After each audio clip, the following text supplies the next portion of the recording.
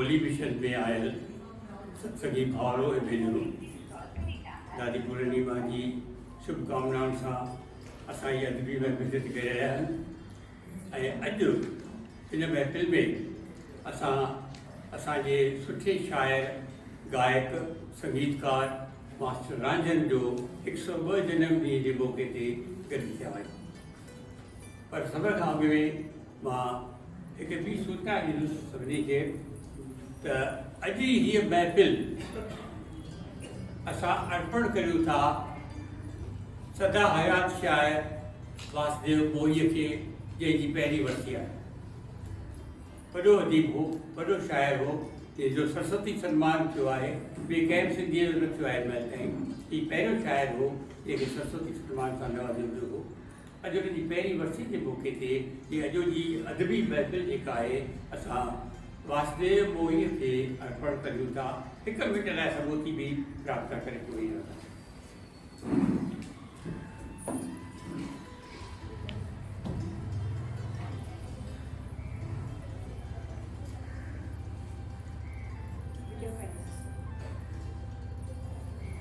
हरिओम। आयो लाल सवई चओ झूले। पूने जे सभिनी अदीबनि खे नमस्कार। तव्हां सभई असांजे हिकु नंढे सॾ ते आया, सभिनी जी शुक्रगुज़ार आहियां। अॼु मास्टर रांझन जो 24 अगस्त ते 102 जनम उत्सव आहे ऐं असीं अॼु उन्हनि खे इहो प्रोग्राम समर्पित कयूं था। समारोह रखियो आहे जंहिंमें थोरी घणी ॼाण मिलंदी सदा हयात कवि मास्टर रांझन साहिब जी। त मां भेण मीरा गिदवानी खे चवंदमि सभिनी अदीबनि खे आदर सां घुराए करे पंहिंजे मंच ते सॾु करे।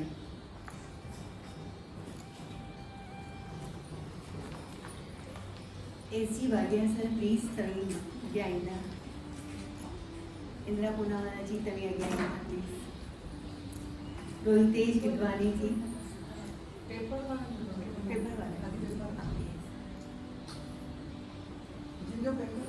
हाँ उन्हनि खे त केरु अच्छा उन्हनि खे अचो अचो। डॉक्टर ठक्कर जी प्लीज तव्हीं अॻियां अचो। पुत्रानी सर तव्हीं प्लीज अॻियां अॻियां।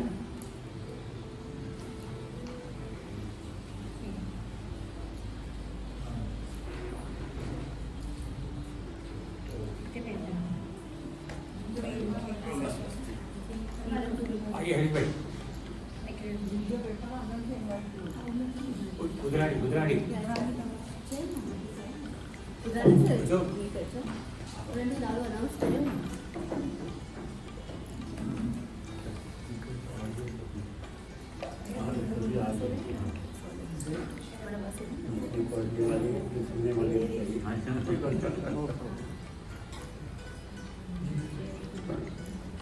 संगीता जी तभी अॻियां ईंदा।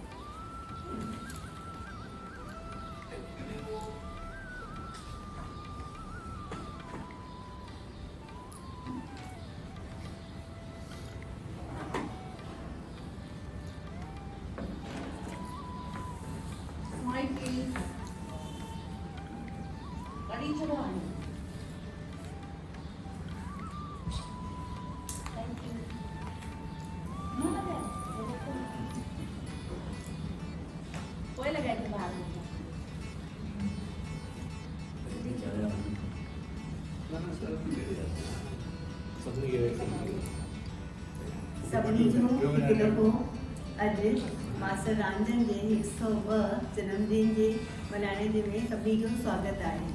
मां तहे दिलि सां सभिनी जो स्वागत करियां थी। चवंदा आहिनि कि मनुष्य जो जन्म ॾाढो 84 लख जूणियुनि खां पोइ मिलंदो आहे ऐं के मनुष्य अहिड़ा हूंदा आहिनि जेके न पंहिंजे कर्मनि जी छाप हिते छॾे वेंदा आहिनि ऐं हमेशह असांजे दिलि में रहंदा आहिनि। त मास्टर रांझण हिकु अहिड़ी शख़्सियत हुया जेके पंहिंजे कर्मनि सां, पंहिंजे संगीत सां, पंहिंजे गीतनि सां हमेशह हमेशह अमर आहिनि। ऐं अॼु असीं उन्हनि जो 102 जनमदिन मल्हाए रहिया आहियूं। किथे न किथे उहो असांजे विच में स्पिरिट जे रूप में ज़रूरु हूंदा ई हूंदा। सभ खां पहिरीं मां सॾु कंदसि प्रोफेसर रोहितेश गिदवानी खे मां सॾु कंदसि। हू अची करे पंहिंजो पेपर पढ़नि। उन्हनि जे पेपर जो टॉपिक आहे कलाकार जिन रांझन खे ॻायो। रांझन साहिब जेके आहिनि उन्हनि केतिरा ई गीत लिखिया, पाण बि ॻाईंदा बि हुया, पाण वॼाईंदा बि हुया, पाण गीतनि खे कंपोज़ बि कंदा हुया ऐं हमेशह छा कंदा हुया, सभिनी खे झुमाए छॾींदा हुया। त केतिरा कलाकार हुया जिन उन्हनि खे ॻातो आहे। त उनजे बारे में असांखे वधीक ॼाण ॾींदा प्रोफेसर रोहितेश गिदवानी। वाह। असीं सभी तालियुनि सां उनजो स्वागत कंदासीं।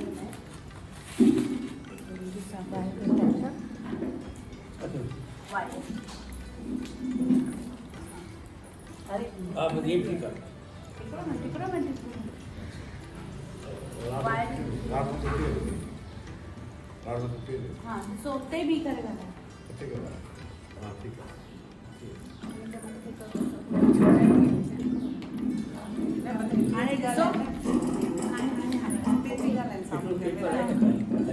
कैमरा इतने रखेला जो हिन पासे अचे। सब हिते अचो जो हिन पासे अचे। साम्हूं मेरा तो खाली करना है, खाली पेपर खाली पढ़ना।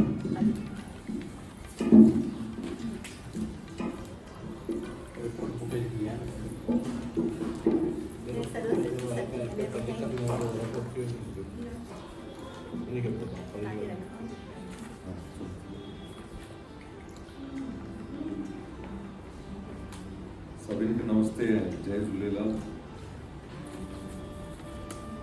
सभी के पहिरीं त दादा शर्मा जो धन्यवाद। उन्होंने मूंखे इहो सॼो पेपर लिखण में मदद कई आहे। आवाज़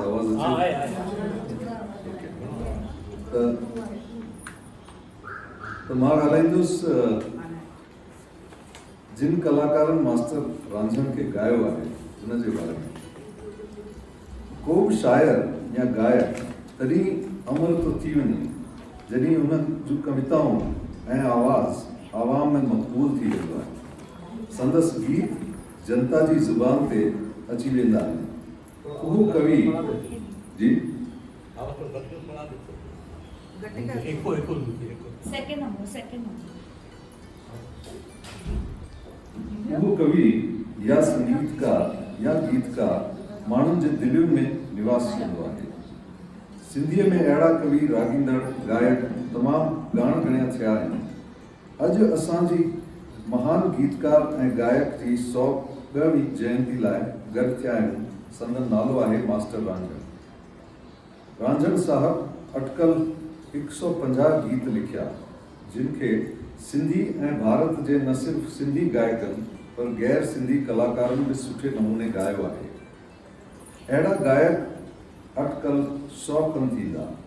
वक़्त जी महदूदगी सबबु हिते फ़क़्ति 30 नाला पेश करियां थो। पहिरियों नालो आहे प्रोफेसर राम पंजवाणी जो, जंहिं रांझण साहब जा केतिरा ई कलाम ॻाया ऐं देश विदेश में नालो कयो। 4 मिसाल ॾींदुसि। पहिरियों गानो हो मुंहिंजी बेड़ी अथई विच सीर ते, अलाए छा में राज़ी आहे, आहीं महिरबान साईं, ऐं पार पुॼाईंदो झूलेलाल। सिंधियुनि जी लता मंगेशकर, कुमारी भगवंती नावाणी हिन खे सिंधी कोयल बि चयो आहे। उन्हनि कई गाना मास्टर रांझण जा ॻाया। उन में सदाशिव भोले भंडारी, दुल्हा दरिया शाह, आई आहियां तुंहिंजे दर, मुंहिंजी बेड़ी अथई विच सीर ते। मशहूर गायक ऐं संगीतकार श्री घनश्याम वासवाणी घणेई गाना ॻाया आहिनि। दया कर दयालु दातार आहीं महिरबान साईं। प्लेबैक सिंगर काजल चंदी रामाणी, उन्हनि बि ॻायो हो अलाए छा में राज़ी आहे। मशहूर प्लेबैक सिंगर जंहिं हिंदी फिल्मुनि में अनेक गीत ॻाया आहिनि, श्री रमेश ओबराय, उन्हनि मुंहिंजी ॿेड़ी अथई विच सीर ते, अलाए छा में राज़ी आ, आई महिरबान साईं ऐं पार पुॼाईंदो झूलेलाल, इहे गाना ॻाया आहिनि। लिस्ट घणी वॾी आहे, 30 खनि नाला आहिनि। मुंहिंजी ॿेड़ी अथई विच सीर ते इहा सभिनी गाना, इहो गानो सभिनी ॻायो आहे, लॻभॻि सभिनी कलाकार इहो गानो ॻायो आहे। मां कुझु रुॻो नाला वठां थो जंहिं मास्टर रांझण जा गाना ॻाया आहिनि।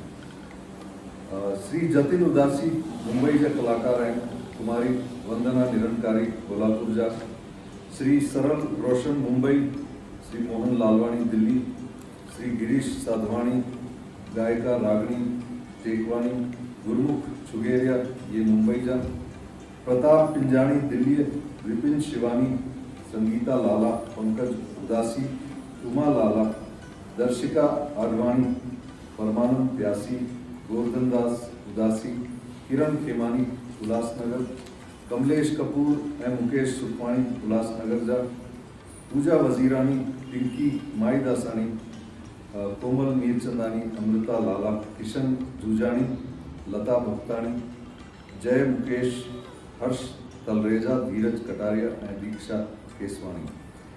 मास्टर रांझण के गाईंदड़ कलाकार सिंध में बि जाम थिया।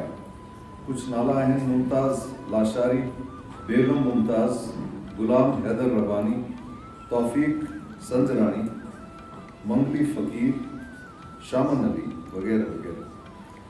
फ़क़ति गाईंदड़ कलाकार ई न पर केतिराई संत गादीसर भी रांझण जा भक्त गीत गाईंदा रहिया आहिनि, जीअं स्वामी शांति प्रकाश आश्रम, वसंत शाह जी दरबार, साईं रोचलदास जी दरबार ऐं जय बाबा धाम दरबारनि ऐं टिकाणनि में भी रांझण जो कलाम ॻायो वञे थो। फ़ख़ुर जी ॻाल्हि आहे त बॉलीवुड गायक जेके सिंधी न आहिनि उन्हनि भी रांझण जा गीत ॻाया आहिनि, जीअं प्लेबैक सिंगर अलका याग्निक असांजा कार्ज करण इहो गानो ॻायो आहे। जसपिंदर नरूला ऐं कुनाल गांजावाला मुंहिंजी ॿेड़ी अथई विच सीर ते इहो गानो ॻायो। साथियों, मथियनि थोरनि मिसालनि मां ख़बर पवे थी त मास्टर रांझण हर दिल अज़ीज़ कवि, गायक ऐं संगीतकार हो। जिन गीतनि जा ॾिना विया आहिनि मुखड़ा उन्हनि लिखिया आहिनि, उहे रांझण साहब पाण कंपोज़ बि कया आहिनि। अॼोका नौजवान सिंधी गायक त लफ़्ज़ साॻिया पर धुनुनि खे मॉडर्न तरीक़े सां पेश कनि था। बसि एतिरो चई मां पंहिंजो भेरो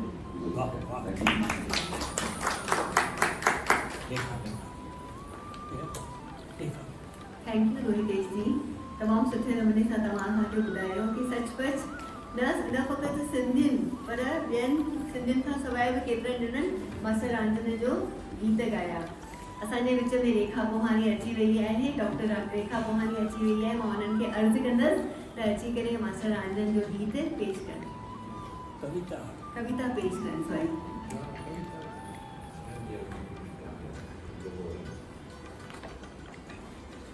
हरिओम। माफ़ी चाहींदमि देर सां, बारिश में असांखे मजबूर करे छॾियो। सो मां पहिरीं कविता मास्टर रांझण सर जी ॻायां थी, ॿुधायां थी। वस न हले मां बेवस आहियां, वस न हले मां बेवस आहियां, तुंहिंजी मेहर खपे बिना कुझु न, बिना कुझु न, ॿियो कुझु न चाहियां। वस न हले मां बेवस आहियां, तुंहिंजी मेहर खपे ॿियो कुझु न चाहियां।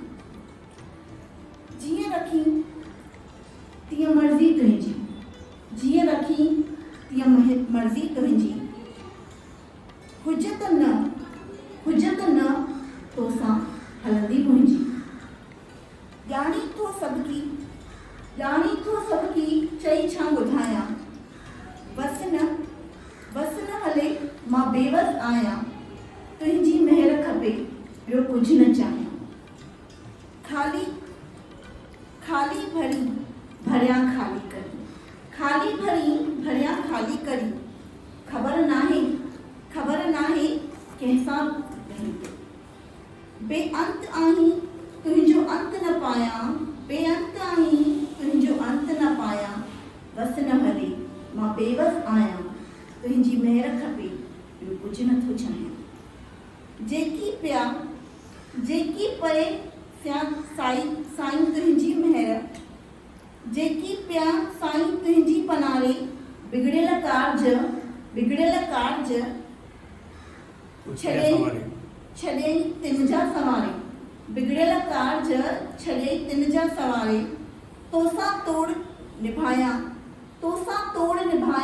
तॾहिं रांझन सजाया, तोसां तोड़ निभाया तॾहिं रांझन सजाया, बस न हले मां बेवस आहियां तुंहिंजी महर खपे ॿियो कुझु नथो चाहियां। ॿी रचना। आहे सजण मुंहिंजो आहे, आहे सजण मुंहिंजो आहे, कीअं मां चवां मुंहिंजो नाहे, आहे सजण मुंहिंजो आहे, कीअं मां चवां मुंहिंजो नाहे। संतन हिन खे सही सुञातो, संतन हिन खे सही सुञातो, तॾहिं ॻंढियई नीह जो नातो, संतन हिन खे सही सुञातो तॾहिं ॻंढियई नीह जो नातो। वेठा लाॻापा सभु लाहे, आहे सजण मुंहिंजो आहे, कीअं मां चवां मुंहिंजो नाहे। किथां आई हीअ ख़लक़त सारी, किथां आई हीअ ख़लक़त सारी, हर कंहिंजी आहे सूरत न्यारी, किथां आई हीअ ख़लक़त सारी, हर कंहिंजी आहे सूरत न्यारी। वरी रोज़ी थो सबखे रसाए, वरी रोज़ी थो सबखे रसाए, आहे सजण मुंहिंजो आहे, कीअं मां चवां मुंहिंजो नाहे। सच जो करे सौदो वेही, सच जो करे सौदो वेही, नाले अलख जे ॾिस कुझु ॾेई, सच जो करे सौदो वेही, नाले अलख जे ॾिस कुझु वेही। तुंहिंजो भाग छॾींदो ठाहे, तुंहिंजो भाग छॾींदो ठाहे, आहे सजण मुंहिंजो आहे, कीअं मां चवां मुंहिंजो नाहे। रांझन जेकी राम जपींदा, रांझन जेकी राम जपींदा, तिन जा सभु कम पाण ई थींदा, रांझन जेकी राम जपींदा, तिन जा सभु कम पाण ई थींदा। ॾिस पेंच पिड़ी सां पाए, ॾिस पेंच पिड़ी सां पाए, आहे सजण मुंहिंजो आहे, कीअं मां चवां मुंहिंजो नाहे। अखरनि में कुझु मिस्टेक थी हुजे त माफ़ी घुरंदमि, ॾाढी नंढी आहियां। बसि इहा ॿी रचना पूरी थी। शुक्राना। Thank U Rekha ji, thank U. वाह, रांझन जी चवनि था तुंहिंजी महर खपे ॿियो कुझु न चाहियां, तुंहिंजी महर खपे ॿियो कुझु न चाहियां। हू ॾाढी रूहानी राह ते हलंदा हुआ ऐं झूलेलाल साईं खे मञींदा हुया, संतनि खे, महात्माउनि जे लाइ हुननि जे दिलि में तमामु घणी श्रद्धा ऐं प्यार हुयो। असांजे विच में डॉक्टर हरीश ठक्कर आहिनि, जिन हाणे उन्हनि PhD कई आहे झूलेलाल साईं जे मथां, असांजे इष्ट देव जे मथां। त असां हिकु दफ़ो त हुननि जे लाइ ज़ोरदार तालियूं वॼाईंदासीं। ऐं सच में हुननि एतिरी रिसर्च कई आहे हुनजे मथां, त रांझन जे लाइ जो पेपर जेको टॉपिक चुनियो वियो आहे उहो हुननि जे लाइ आहे कि झूलेलाल साईं जा उपासक। त मां हुननि खे अर्ज़ु कंदसि त अची करे पंहिंजो पेपर पेश कंदा ऐं उहो हिंदी में पेपर पढ़ंदा पंहिंजो।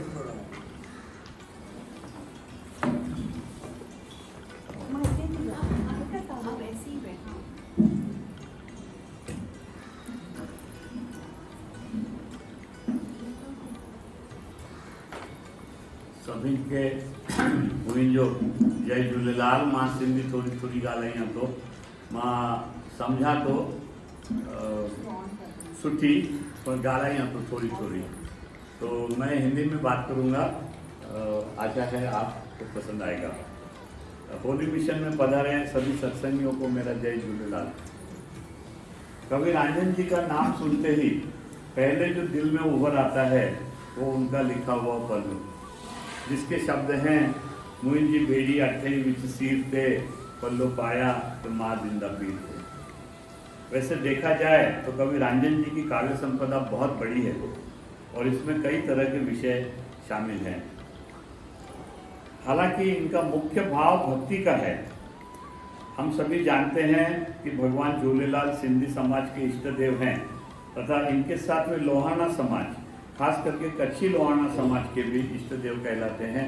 जैसे मैं कच्छी लोहाना समाज से हूँ तो हम इनको दरियालाल कहते हैं, झूलेलाल भी कहते हैं, उडेरोलाल भी कहते हैं। जैसे भगवान कृष्ण के कई नाम हैं वैसे भगवान झूलेलाल के भी कई नाम हैं। तो कवि रांझन जी के काव्य भंडार में कई रचनाएं भगवान झूलेलाल जी के विषय में हैं। इन्होंने और भी कई रचनाएं बनाई हैं जो गुरु नानक देव जी, शिव जी, कृष्ण जी तथा संत कंवर राम जी, संत रोचल दास जी, अम्बे माता रानी इनके लिए लिखी गई हैं। लेकिन आज का विषय है भगवान झूलेलाल की जो रचनाएं हैं, तो उसके बारे में मैं बात करूंगा। कवि रांझन जी जिस समय सिंध छोड़ के भारत आए वो समय सिंधी समाज के लिए बड़ा कठिन था। जिस परिस्थिति में लाखों की तादाद में सिंधी समाज को स्थानांतर करना पड़ा, अपनी मातृभूमि छोड़नी पड़ी और बहुत बड़ी विपदा का सामना करना पड़ा, उसकी आज के पीढ़ी को शायद जानकारी नहीं है और उसकी कल्पना करना भी बहुत मुश्किल है। तो ऐसे समय में कविराज रांझन सिंध से निकले और भारत आए तथा उल्लासनगर के निवासी हो गए। जीवन में उन्होंने बहुत कठिनाइयां झेली लेकिन वे कभी मायूस नहीं हुए। कठिनाइयों के बावजूद भी इनकी काव्य प्रतिभा निखरती रही और उसी के फलस्वरूप आज हम देख रहे हैं कि इनकी सुंदर सुंदर काव्य रचनाएं जो बड़ी मशहूर हो गई, भारत में नहीं भारत के बाहर भी, और बड़े प्यार से गाई जाती हैं। प्रोफेसर साहब ने बताया कितने लोगों ने इनके गाने गाए हैं, कई गैर हिंदी लोगों ने भी गाए हैं। तो अगर मुझसे पूछा जाए कि इनकी लोकप्रियता का, इनके गानों की लोकप्रियता का रहस्य क्या है, तो मैं कहूँगा कि ये है कवि रांझन जी का भक्ति भाव। तो इसकी वजह से वो आदमी के हृदय को छू जाता है। अभी बहन ने भी जो गाया, जो बताया, जो कविता कही कि मुझे कुछ नहीं चाहिए, आप जैसे रखोगे मैं रहूँगा, आप जैसे कहोगे वैसे करूँगा। तो ये जो भक्ति का, समर्पण का भाव है, ये बहुत बड़ा है और ये रांझन जी की कविताओं में दिखता है, गानों में दिखता है। भक्ति के बारे में ऐसा कहा जाता है कि विद्वान कविवर वशिष्ठ जी ने ऋग्वेद के 7वें मंडल में भक्ति का महत्व विशद किया है। तो भक्ति का उगम वेदों में पाया जाता है तथा यह संकल्पना मूलतः भारतीय है। इस मंडल में कुछ ऋचाएं भगवान वरुण को भी संबंधित हैं और ऐसा भी माना जाता है कि कवि ऋषि वशिष्ठ वरुण देव के परम भक्त थे। वरुण देव वेदों के एक प्रभावी देवता हैं। हमारे इष्ट देव झूलेलाल जी जो हैं वो वरुणावतार कहलाते हैं और इन्हीं झूलेलाल भगवान के जो भक्त हैं वो कवि रांझन हैं। तो देखिए कि ये जो भक्ति की डोर है वो जैसे समझिए वरुण देव से लेकर के कवि रांझन तक चली आती है। एक भक्त अपने भगवान या इष्ट देव की भक्ति क्यों करता है, तो इसके बारे में ऐसा कहा जाता है कि भगवान जो है, जो देव हमारा इष्ट देव भगवान झूलेलाल जो भी हैं, इनमें बहुत से गुण बसे हुए हैं। ये भगवान प्रेम का सागर हैं, वे पतितों का उद्धार करने वाले हैं, पतितों को पावन करने वाले हैं। इतना ही नहीं, वे दया, क्षमा और शांति का भंडार हैं। तो इनके गुण में से कुछ थोड़ा सा अंश भी अगर भक्त में आ जाता है तो भक्त खुद को बहुत क्या कहें कि वो ऐसे समझता है कि उसका जीवन सफल हो गया। भारतीय संस्कृति में श्रीमद् भागवत तथा दासबोध इन जैसे महान ग्रंथों में नवोविधा भक्ति का जिक्र किया हुआ है। यह भक्ति 9 प्रकार की है। मैं इसके बारे में ज़्यादा नहीं कहूँगा, सिर्फ 9 नाम आपको बताऊँगा क्योंकि ये विषय अलग है। श्रवण, सुनना, कीर्तन, जो हम कीर्तन करते हैं मंदिर में, स्मरण मानी सुमिरन जिसको कहते हैं। अब अभी यहाँ हम बैठे हैं होली मिशन में, तो ये सुमिरन जो है वो वही है। पाद सेवन मानी इनकी सेवा करना, अर्चन, अर्चन मानी आरती, वंदन, प्रणाम, दास्य, भगवान मैं आपका दास हूँ, जैसे बताया श्याम मने चाकर राखो जी, मीरा जी का बहुत अच्छा भजन है। आप जैसे कहेंगे वैसे करेंगे, जैसे रखेंगे वैसे रखेंगे। सख्य मानी भगवान को खुद का दोस्त समझना और उसको अपना जो है वो बताना। और आत्मनिवेदन, ये भी इसी प्रकार है कि मेरे दिल में क्या है वो आप बताना, जैसे संतों ने जैसे भगवान से डायलॉग किया। फिलहाल मैं कवि रंजन जी द्वारा रचे हुए कुछ भजनों के बारे में बताऊंगा। तो सबसे प्यारा भजन है, मुझे जो बहुत पसंद है, मोहिन जी बेड़ी रचई अथई विच सीर से पल्लो पाया ते मां जिंदा पीर। लालणो मोहिन जी आस पुजाइंदो, दूल्हा दरिया शाह मोहिन जी बेड़ी पार लगाई। मोहिन जो ज्योतियन वारो लाल, ज्योतियन वाला झूले लाल सभिन की झोली भर दे। अने आरती उडेरो लाल जी। और भी कई रचनाएं इन्होंने लिखी हैं, लेकिन समय के अभाव की वजह से मैं बिल्कुल अभी बस 2-3 मिनट में खत्म करूंगा। तो भक्ति भाव से जो भी अच्छा कर्म किया जाता है, वह कर्म व्यक्ति को निजी जीवन में तथा अध्यात्म में भी प्रगति के पथ पर लेके जाता है। अभी इन 5 रचनाओं का मैं एक एक लाइन में बताऊंगा आपको। मोहिन जी बेड़ी वठे ईश्वर बेड़ी अथे विच पीर थे जो है, ये तो भजन भगवान झूलेलाल की भक्ति में पूरा पूरा डूबा हुआ है, और ऐसा लगता है कि इसे जो दिल से गाता है उसके भाव भगवान झूलेलाल तक जरूर पहुंचते हैं। जैसे इस भजन में है कि तुइन जी मेहर अमीर फकीर थे, इसमें वो भेदभाव नहीं रखता, कौन गरीब है, कौन श्रीमंत है, कौन गोरा है, कौन काला है, ऐसा नहीं है। यह पल्लो भजन कई लोगों ने गाया है, आगे भी गाते रहेंगे, लेकिन मुझे जो पसंद है वो प्रोफेसर राम पंजवानी ने गाया हुआ है। दूसरा भजन लालनो मोहिन जी आस पुजाइंदो, इसमें भक्तों को पूरी पूरी श्रद्धा है कि भगवान झूलेलाल मेरी जो आशा है, मेरे अच्छे विचार से आशा की जाती है, वो पूरी करेंगे। तीसरे भजन में झूलेलाल को दरिया शाह बताया है। हम जानते हैं वरुण भगवान जो हैं वो दरिया के स्वामी हैं, उसी तरह भगवान झूलेलाल भी दरिया के बादशाह हैं, दरिया के स्वामी हैं। 5वें भजन में ज्योतियन वाला झूलेलाल लिखा है। तो भगवान झूलेलाल ने पुगर साहब के साथ जगह जगह पे सिंध में और सिंध के बाहर भी लोगों के लिए, भक्तों के लिए, श्रद्धालुओं के लिए जल और ज्योति का महत्व जान के उसका इंतजाम किया। इसलिए भगवान झूलेलाल ज्योतियन वाले झूलेलाल इस नाम से भी जाने जाते हैं। बस अभी मैं थोड़े में बताऊंगा। तो भगवान झूलेलाल का और एक नाम है उडेरलाल, और इनकी आरती भी कविराज ने लिखी है। जिनको इस विषय में अधिक रुचि है वे बहन संगीता सुखवानी कोमल जी, जिन्होंने अभी अभी मास्टर रंजन जी के भजनों की एक किताब प्रकाशित की है। ये देखिए बहुत बढ़िया है, ॾाढो सुठो किताब आहे। वाह वाह। तो जिनको इसमें अधिक रस है वे इसको पढ़ सकते हैं और रंजन जी के बारे में अधिक जानकारी ले सकते हैं। तो आगे मैं ऐसे कहना चाहूँगा कि भगवान झूलेलाल और सिंधी समाज का और लोहाना समाज का एक अटूट नाता है, इसको कोई जुदा नहीं कर सकता।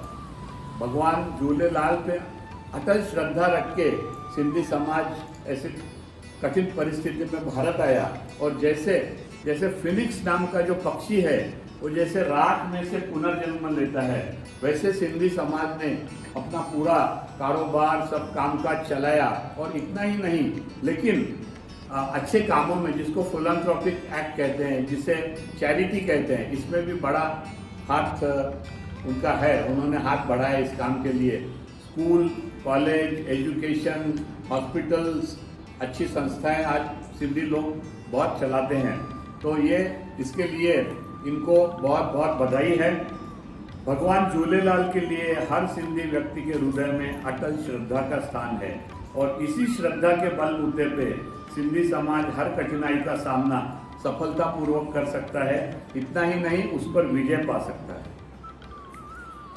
भगवान झूलेलाल की कृपा हम सभी पर हमेशा बनी रहे। इसी प्रार्थना के साथ मैं 2 शब्द पूरे करता हूँ। मुझे आपने यहाँ बुला के बात करने का मौका दिया, इसलिए मैं आप सभी का दिल से आभारी हूँ। जय झूलेलाल। जय झूलेलाल।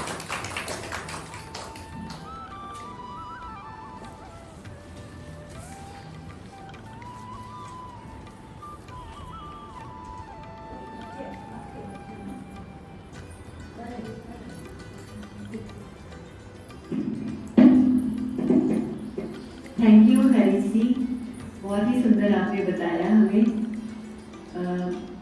मास्टर रंजन जी रोम रोम भक्ति सां भक्ति भाव में भरियल हुई। हू उथंदे वेंदे प्रभु जो नाम जपींदा हुया ऐं चवनि था कि जॾहिं हू गुज़र करे विया त हुननि जे चहिरे ते हिकु अजीब लाली हुई। लाली कंहिंजे चहिरे ते हूंदी आहे जेको जंहिंजे अंदर में रूहानियत हूंदी आहे। हाणे मां असांजे विच में बलदेव रुद्रानी सर आहिनि, उन्हनि खे चवंदसि कि भक्ति काव्य में अची करे पंहिंजो पेपर पेश कनि।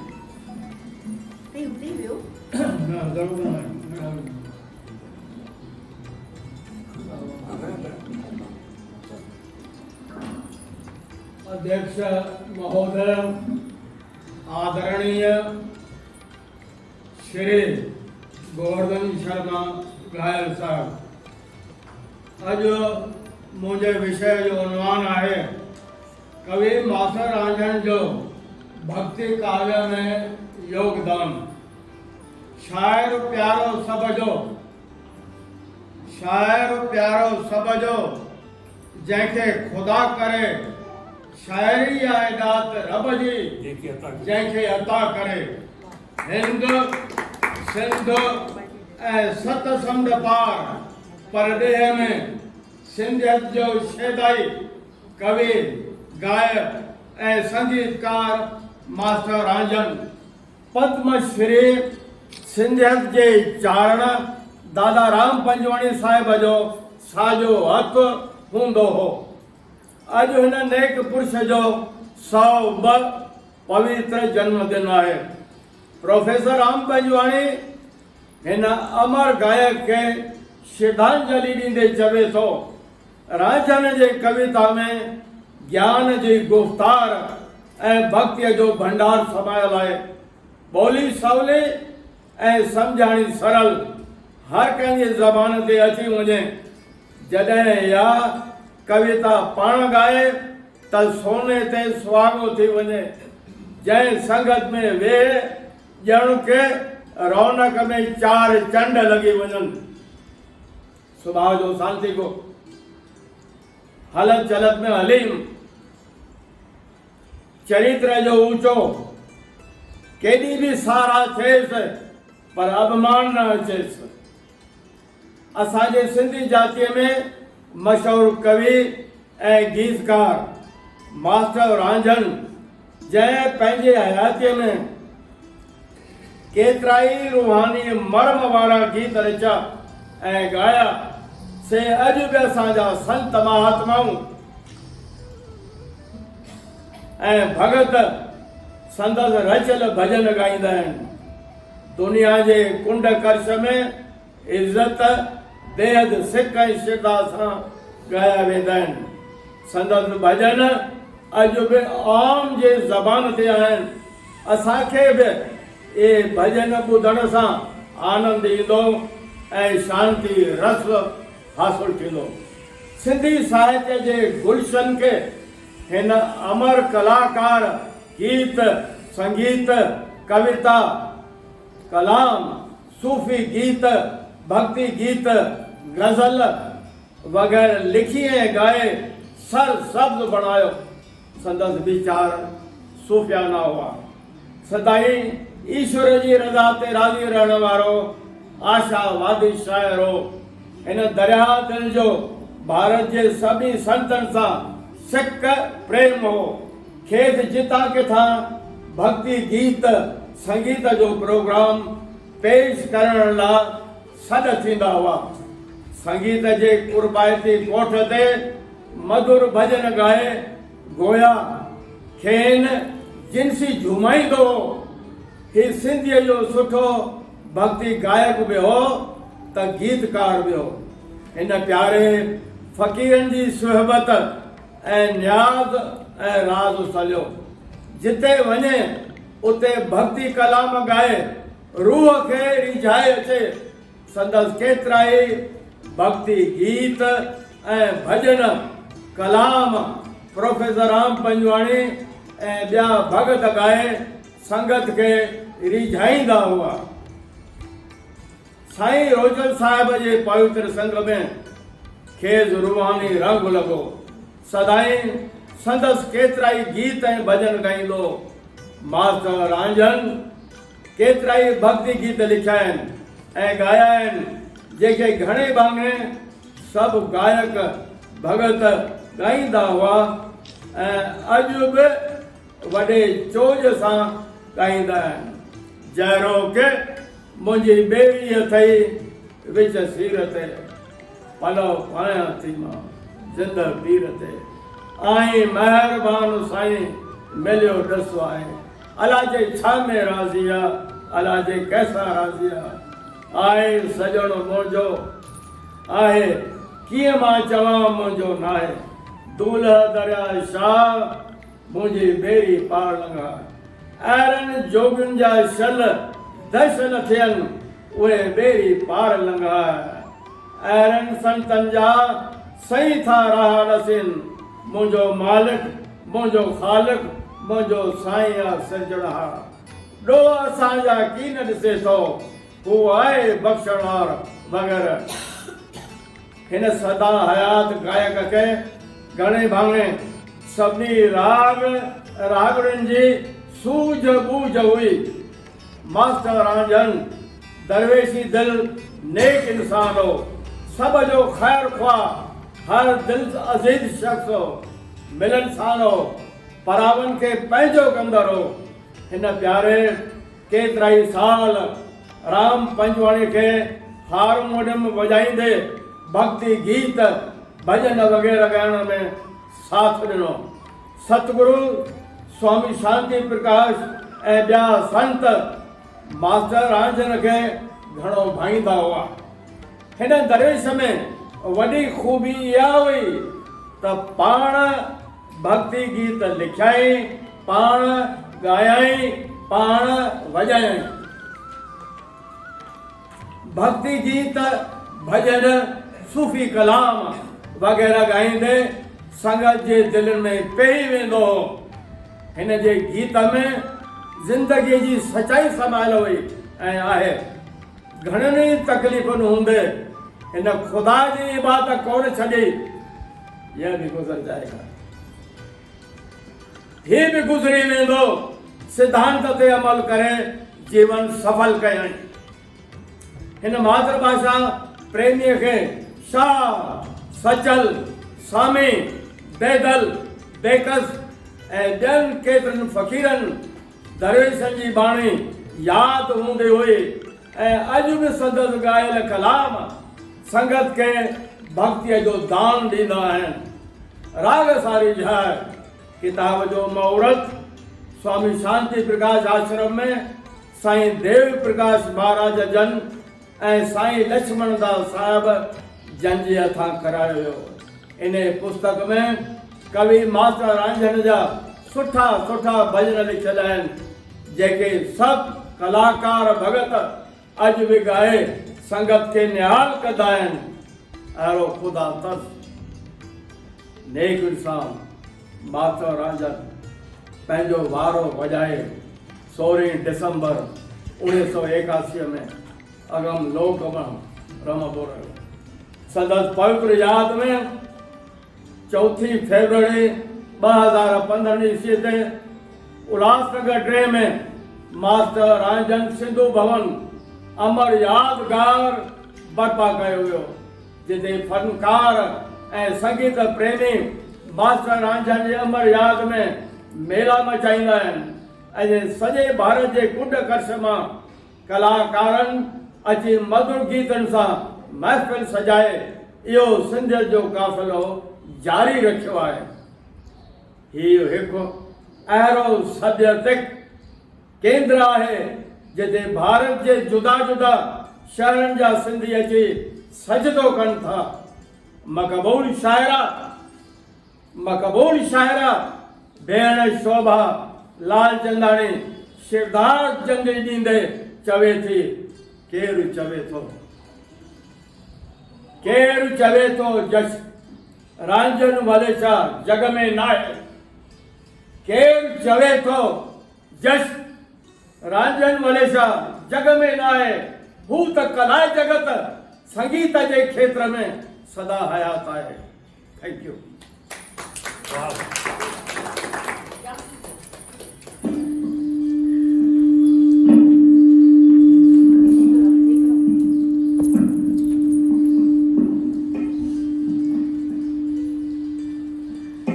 थैंक यू बुधरानी सर, तमामु सुठे नमूने सां जोश सां तव्हां पंहिंजो पेपर प्रेज़ेंट कयो।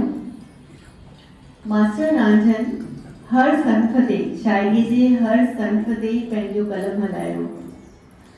उन्हनि नया नया आयाम ॾिना, शायरीअ खे हिकु नया नया आयाम ॾिना। त मां चवंदसि असांजी भेण नीलम छबड़ा खे अची करे हिकु उन्हनि जो कविता पठन कनि।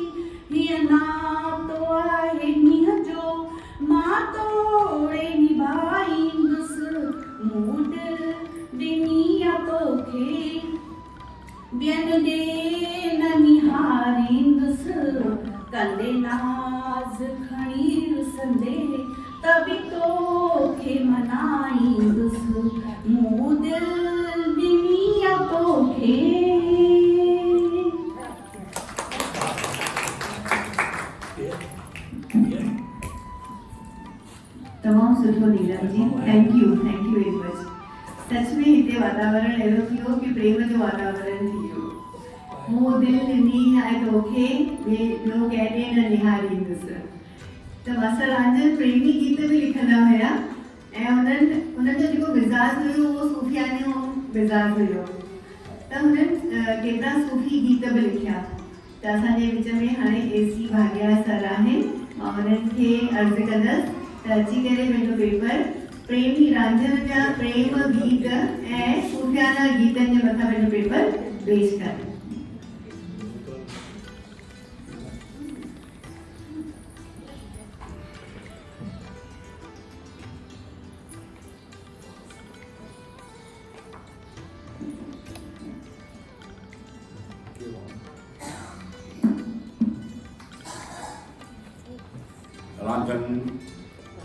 रांझन लभदी फिरां, रांझन लभदी फिरां, रांझन मैनू मिलिया नहीं। रांझन लभदी फिरां, रांझन मैनू मिलिया नहीं। रब मिलिया विच लोकां मैनू, रब मिलिया विच लोकां मैनू। रब रांझन दिया है। सतल जी सतल सा पंहिंजा कचा फिका लफ़्ज़ तव्हांजे आॾो रखां थो। अॼु पाण बि कंहिं रांझन जे लाइ गॾु थिया आहियूं।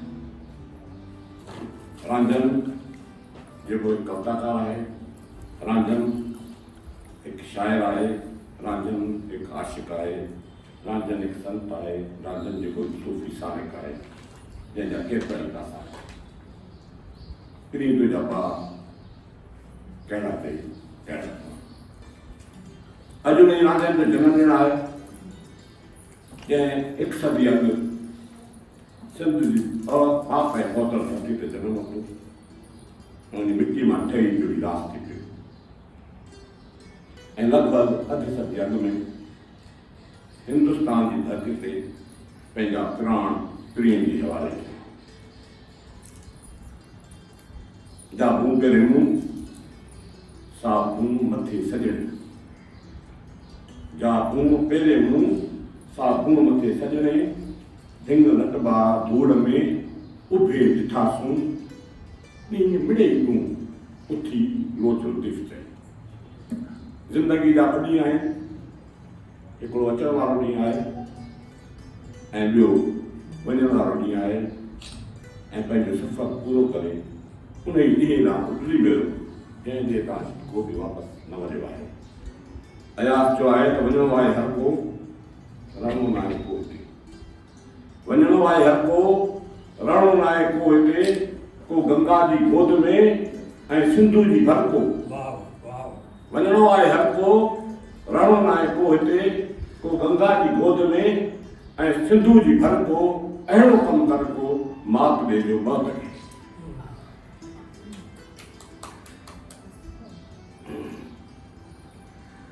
रांझन जंहिंजो बि हिकु रांझन हुयो, रांझन जंहिंजो बि हिकु रांझन हुयो, हू बि कंहिं प्रीतम जी प्रचार में दर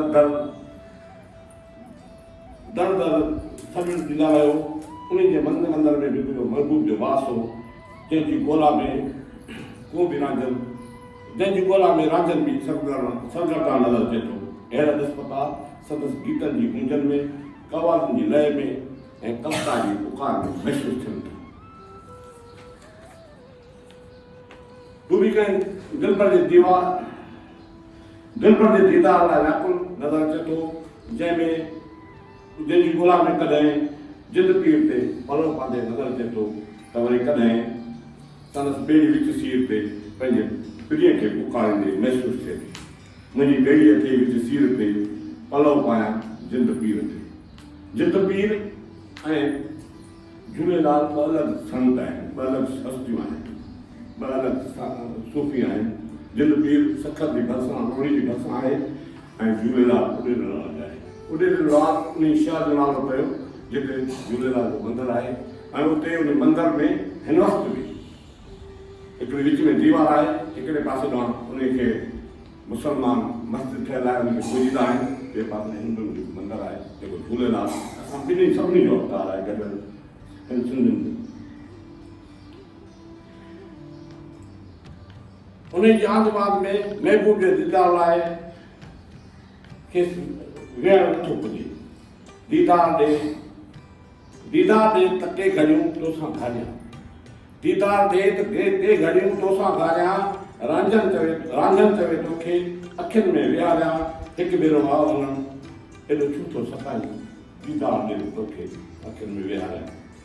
भिटधणी चयो आहे, भिटधणी वांगिया हू बि पंहिंजे पीढ़ीअ खे अखियुनि में ओतणु चाहे थो, अखियुनि में विहारणु चाहे थो, अखियुनि में थी वे त वारे छपर ढकियां तोखे ॾिसे वञे, आऊं ॾिसां ॿियो पियो पीछो। नैना में आके बैठ तो मैं तुमको ढांप लूं, नैना में आके बैठ तो मैं तुमको ढांप लूं, तू न किसी को देख और न किसे देखूं तू कभी बता।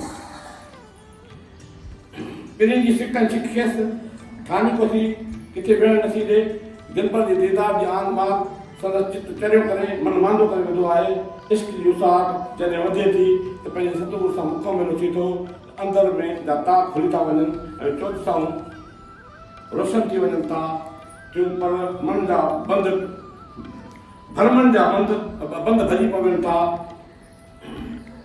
ऐं संसन जे संसार मां निकिरी हिकु सचो पंहिंजो सूफ़ी संत थी पवे थो। आयो इश्क अंदर में वेही त संसार जा भरम सभु वया, संसार जा सभु भले वेही लतीफ़ चयो आहे त ही गत गवासिन जो समुंड सोधियाऊं, ही गत गवासिन जे समुंड सोधियाऊं, आणे ॾिनाऊं हीरा लाल हथनि।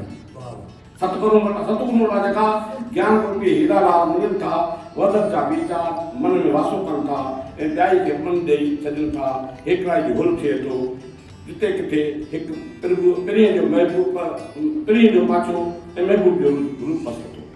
मोहब्बत जे मैदान में महबूब नज़र आयो, मुर्शिद कई मेहर, जंहिंजे रंग रंगड़ो रचायो, होत ॾिठुमि कीअं हिकिड़ो जॾहिं दूई दूर थी वई, दूई दूर ॿियाई खां पासीरो थी वियो।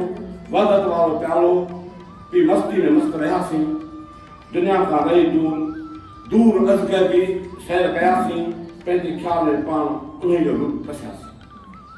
आशिक़ हुयो पाण मासूक थियो, जे तुंहिंजी ॻोल्हा में निकितुसि त पंहिंजो पाण सां मुलाक़ात थी।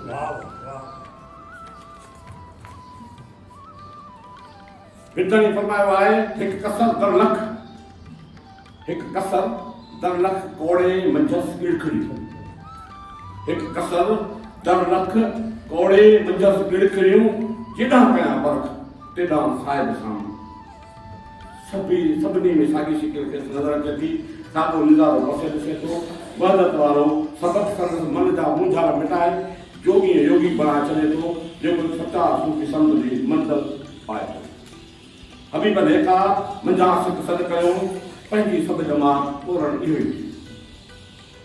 वध मक़सद हिकिड़ाई।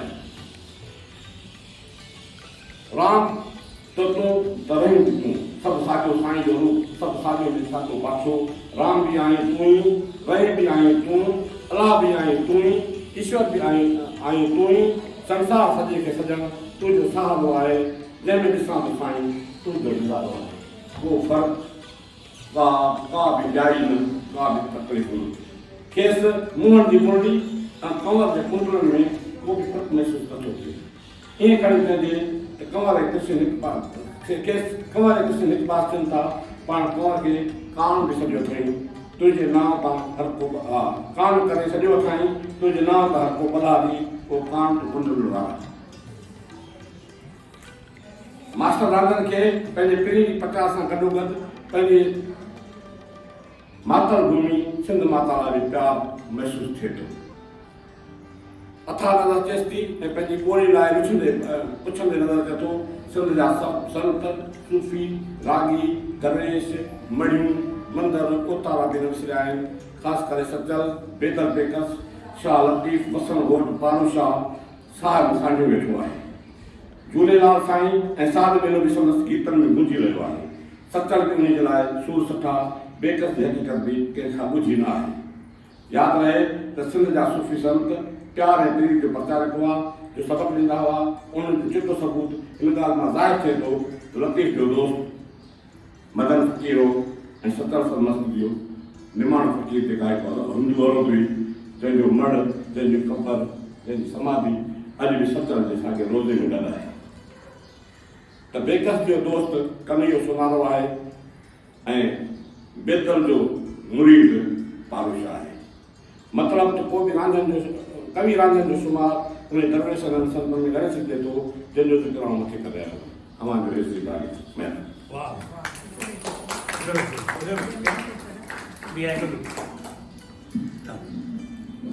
मित्रों, असांजी भेण मीरा भिनवाणी तमामु सुठे नमूने कार्रवाई हलाए रही आहे ऐं हिन महिनत करे हिकिड़ो पेपर तयारु कयो आहे।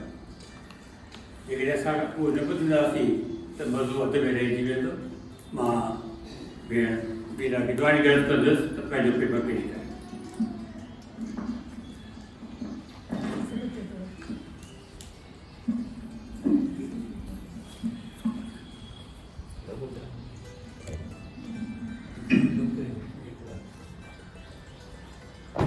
मुंहिंजे पेपर जो टॉपिक आहे मास्टर रांझन ऐं लोकगीत। लोकगीतनि जी बुनियाद में हमेशह ज़मीन हूंदी आहे। पहिरें ज़माने में ईअं हूंदो हुयो कि जिते रहंदा हुया माण्हू उते ई उहे गीत ॻाईंदा हुया ऐं उहो हर मतिलबु वरसे में उहे गीत हलंदा रहंदा हुया। इन सबबु लोकगीतनि में पंहिंजी मिटीअ जी महक यानी सुरहाण हूंदी आहे। मास्टर रांझन बि सिंधियत जो शीदाई हो। हिनखे पंहिंजी सिंध सॻोड़ीअ सां मुहबत हुई। मास्टर रांझन जा वीचार सूफ़ियाना, शाइरी संगीतमय हुई। हू तमामु पका पुख्ता शाइर हुआ। सदाई ईश्वर जी रज़ा ते राज़ी रहण वारा आशावादी शाइर हुआ। हुन पंहिंजी कविताउनि मां शाइरीअ जे हर सन्फ़ ते कलम हलायो। सूफ़ी गीतनि सां गॾु गज़ल, कवाली, लाॾा, लोली, माता जा ओराणा, आरती, पंजड़ा, काफ़ियूं, भक्ति गीत, आशिकी गीत लिखिया। हुन जे लोकगीतनि में साज़ ऐं आवाज़, लय ऐं ताल जो सुहिणो संगम आहे। रांझन जी कविता में ज्ञान जी गुफ़्तार ऐं भक्ति जो भंडार समायल आहे। ॿोली सवली, सम्झाणी, सरल, हर कंहिं जे ज़ुबान ते अची वञे। जॾहिं इहा कविता ॻाए त सोने ते सुहाग थी वञे। पाण ॻाए ऐं सवे ॿिया बि संदसि कविता साॻियनि सुरनि में झूमायूं। जंहिं संगत में वेहनि ॼण त रौनक वधाए छॾी। जहिड़ी सभा ॾिसे उते अहिड़ो संगीत सुणाए मौज मचाए छॾी। हिकु दफ़े राम पंजवाणीअ खेनि पुछियो त माण्हू तुंहिंजी कविता चाह मां था ॻाइनि ऐं तुंहिंजे राग जी एॾी साराह था कनि त तोखे छा आपो नथो अचे, तोखे अभिमान नथो थिए? चवंदो हो, दातार जी दात ॾींदड़ भॻवान, दातार जी दात ॾींदड़ भॻवान, पोइ मां छा थी कयां अभिमान। मास्टर रांझन जी शाइरीअ में हिकु पासे राम ऐं रहीम, अलाह ऐं ईश्वर जूं ॻाल्हियूं ऐं गुण ॻायल आहिनि त ॿिए पासे महबूब सां सिक ऐं प्रीत जा नगमा। हिकिड़ो नगमो त असां ॿुधोसीं नीलम जे हथां। हिकु हंधि प्रभु दर आराधना कंदे कवालीअ में लिखनि था, कुर्ब कर तूं सुहिणा कुर्बदार आहीं, दे दिल खे दिलासो तूं दिलदार आहीं। ख़बर नाहे कीअं यार तोखे रिझायां, जे चाहीं त जोगी थी जंगल वसायां, तुंहिंजे नाव तां बादशाही लुटायां। हिन कवालीअ में प्रभुअ खे अर्ज़ु कंदे चवनि था त ईश्वर खे रिझाइण लाइ हू जोगी थी जंगल में वञण लाइ तयारु आहे।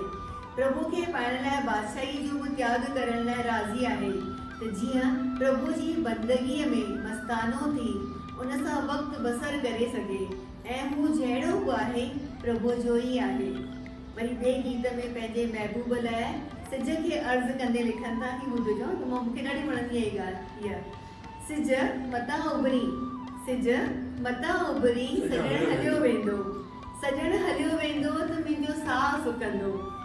महबूब कई आहे मूंसां महिरबानी, महबूब कई आहे मूंसां महिरबानी, मस मस मिलियो आहे दिलि घुरियो जानी, मस मस मिलियो आहे दिलि घुरियो जानी। रांझन खे दर दर जी अॼु दवा ॾींदो, रांझनि खे दर्द जी अॼु दवा ॾींदो, सिज मतां उभरी सॼण हलियो वेंदो। हिन मोहबत जे गीत में ॾिसो ॿोली केतिरी न सरल, दिल खे छुहंदड़ लफ़्ज़, हिन में महबूब जो हाल सम्झी थो वञिजे ऐं दिल में पाण महबूब लाइ प्यार जो एहसास थो महसूस कराए। शादी या जड़नि वक़्तु ख़ुशहालीअ जो इज़हार लाॾनि ज़रिए कयो वेंदो आहे। शादीअ ते लाॾा ॻाए नचण जो रवाज़ हिन मास्टर रांझनि जे लोक गीत में बख़ूबीअ सां कयल आहे। लाॾो छो न ठरंदो लाॾे सांझ मिलंदो, लाॾो छो न ठरंदो लाॾे सांझ मिलंदो, लाॾे सांझ मिलंदो पोइ ठही पवंदो, लाॾे सांझ मिलंदो पोइ ठही पवंदो। लाॾी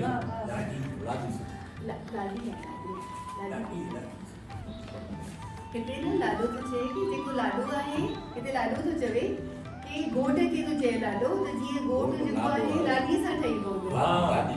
लाॾे सां लाॾो आहे हिते, लाॾो जेको आहे उहो घोट सां ठही, माना छोकिरी सां लाॾी सां ठही पवंदो। मास्टर रांझनि पंहिंजनि गीतनि सां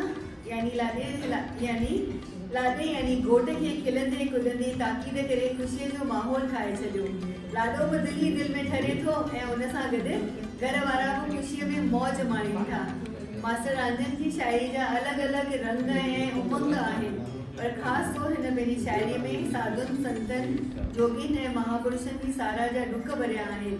उन्हनि जे मशहूरु कलामनि मां हिकिड़ो कलाम आहे जंहिंमें फरमाइनि था, आही महिरबान साईं मिलियो ॾस आहे, तुंहिंजी थोरी रहमत वॾो बस आहे, असीं आहियूं भुलियल मतां तूं भुलाई, तुंहिंजो दर सखा जो खुलियल आहे सदाई, रहम कर रांझनि ते रांझनि तुंहिंजो जस आहे। वाह रांझनि साईं, लफ़्ज़नि जी जोड़जक त कमाल आहे, छा त लय ऐं ताल जो संगम आहे, ॻाइण ऐं ॿुधण वक़्तु सचपच दिलि गदगद थी झूमे थी। जीअं असांखे डॉक्टर हरीश ठक्कर ॿुधायो कि हू जेके झूलेलाल साईं जा उपासक हुया त हुननि केतिरा पंहिंजी श्रद्धा ऐं भाव खे अर्पण कंदे केतिरा ई पंजड़ा लिखिया। उन मां हिकिड़ो पंजड़ो मां तव्हांखे ॿुधायां थी। मुंहिंजा जोगिन वारा लाल अॼु चंड जो आहे ॾींहुं, अॼु चंड जो आहे ॾींहुं, अॼु थारूअ जो ॾींहुं। असां इहो सभिनी ॿुधो आहे न त सभिनी इहो गीत। ऐं हुननि माता जा ओराणा बि लिखिया आहिनि। हिकिड़े ओराणे जूं ॿ सिटूं मां तव्हांखे ॿुधाईंदसि। अम्बे माता राणी ठार, दुर्गा देवी राणी ठार, ठार माता ठार, जग जे बचड़नि खे ठार, ठारे ठारे वठंदी साएं, अमां पोइ मां मोकल ॾींदी साएं, ठार माता ठार, दुर्गा देवी राणी ठार। मास्टर रांझनि साईं रोज़लदास खे बि पंहिंजे गुरुअ जे रूप में क़बूल कयो। उन्हनि खे पंहिंजे गुरू लाइ तमामु घणी श्रद्धा प्रेम इज़त हुई। साईं रोज़लदास जे लाइ उन्हनि निमी करे हिकु भॼन लिखियो आहे। उन्हनि जे बारे में हिकु भॼन लिखियो आहे।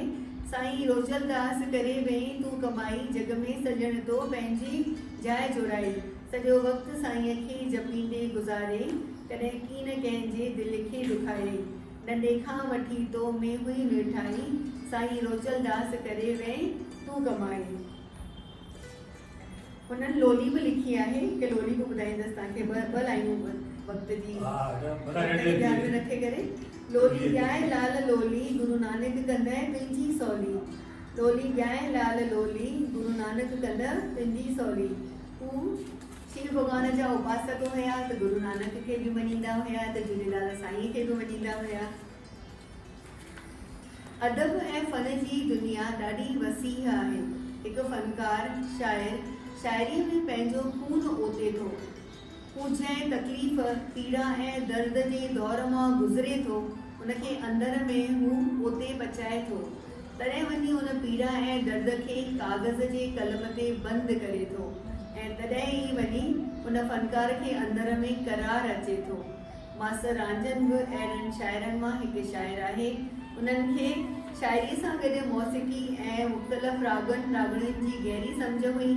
उन रुगो सुर ऐं सरोद जो ॼाणू हो, पर पाण मौसीक़ार ऐं रागी पिणु हो। मास्टर रांझनि पंहिंजी शाइरीअ जे खज़ाने सां असां सिंधियुनि जे दिलनि ते हमेशह राज कंदा, आबाद रहंदा, अमर रहंदा। राज कंदा आबाद रहंदा अमर रहंदा। Thank U.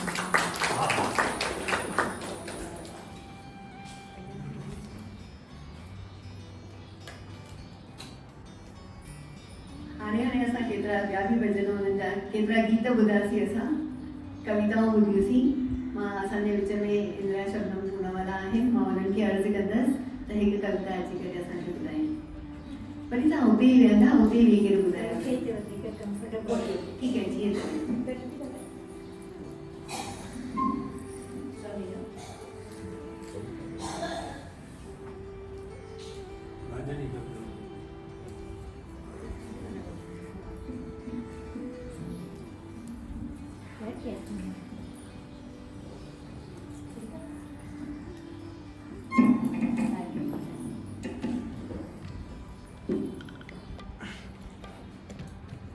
महिरबानी जो संगीता मूंखे बार बार मास्टर रंजन खे पढ़ण लाइ माना तमामु घणी ठाहे रही आहे।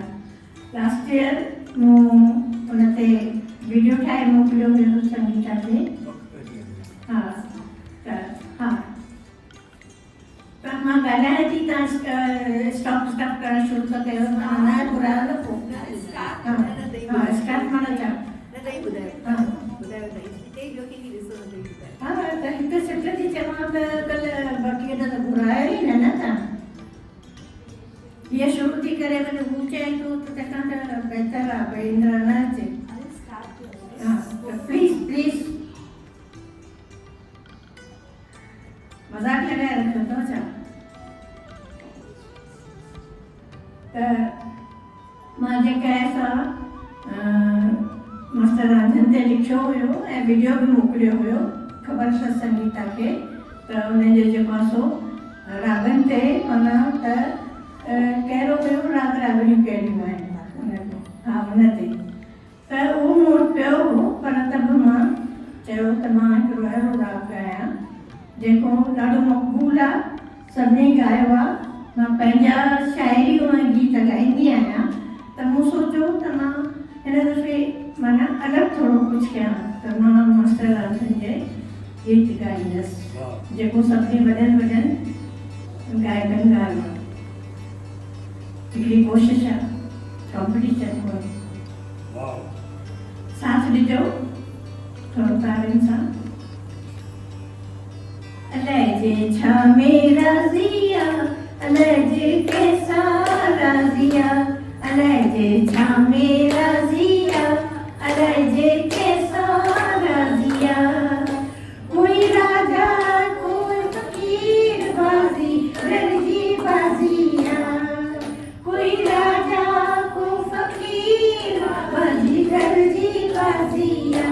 अलैजे छा मेरा ज़िया, अलैजे कैसा राज़िया।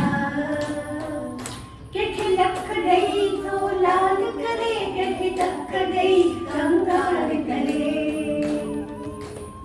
के खिलक गई तो लाल करे, के खिलक गई कंगाल करे। लोग असांजा कीन ॾिसे शल पंहिंजी मेहर करे, लोग असांजा कीन ॾिसे शल पंहिंजी मेहर करे। अलैजे छा मेरा ज़िया, अलैजे कैसा राज़िया, अलैजे छा मेरा ज़िया, अलैजे कैसा राज़िया। तू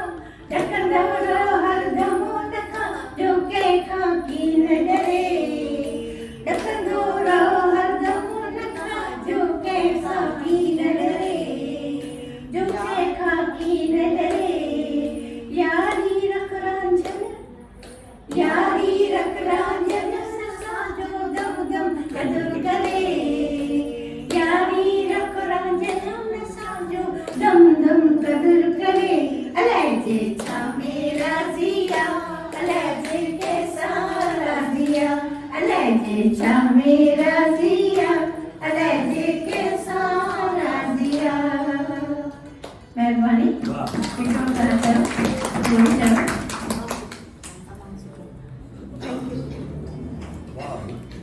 थैंक यू इंदिरा जी, तव्हां तमामु रौनक करे छॾी हुई, माहौल खे वसीम बणाए छॾियो तव्हां। मास्टर रामचंद हिकु अलॻि नमूने जी शख़्सियत हुई। जेसिताईं जेतिरा सुहिणा गीत लिखिया हुया, माण्हुनि खे झुमाईंदा हुया, पर उन्हनि जे जीअरे उन्हनि जो क़दुरु कोन थियो। पर तंहिं हूंदे बि बिना कंहिं मन में कुझु ग़लति भाव खणी करे या ईअं वेठा कोन हुया, हू पंहिंजो कमु कंदा रहिया। जॾहिं उन्हनि जे पुट उन्हनि जे गुज़रण खां पोइ जॾहिं उन्हनि जे पुट ॾिठो कि केतिरा गीत लिखियल आहिनि, तॾहिं उन्हनि जे पुट मोहनदास वलेछा उहे किताब छपायो। तॾहिं वञी करे उनजी क़दुरु शनासी थी, पर उन्हनि जी धीअ जी क़दुरु शनासी कोन थी। त हिकु अलॻि नमूने जी शख़्सियत हुई। ऐं स्वामी देव ऐं उन्हनि जे पुट हिकु ॿियो बि सुठो कमु कयो कि उन्हनि जी यादि में पंहिंजे पिताजी उन्हनि खे बि उन्हनि इहो क़बूलियो कि मुंहिंजा पिता, मूंखे ख़बर ई कोन हुई कि हेतिरा सुठा गायक आहिनि। त उन्हनि छा कयो, उल्हासनगर में उन्हनि सिंधु भवन ठाहिरायो। त स्वामी देव प्रकाश जी चवनि था कि उन्हनि जे पुट जेको कार्य कयो आहे, सिंधु भवन, रामचंद सिंधु भवन ठाहिरायो आहे, उहा सिंधियुनि खे हिकु तमामु घणी सुहिणी सौगात ॾिनी आहे, जिते अॼु बि सिंधी संस्कृति जी तमामु घणी शेवा थी रही आहे। तव्हां भेण संगीता सुखमानी खे सॾु कंदसि त मास्टर रामचंद जे बारे में, हू हुनजी पोटी आहिनि ऐं उन्हनि खे चवंदसि कि अची करे हुननि जे बारे में ॿुधाईंदा असांखे।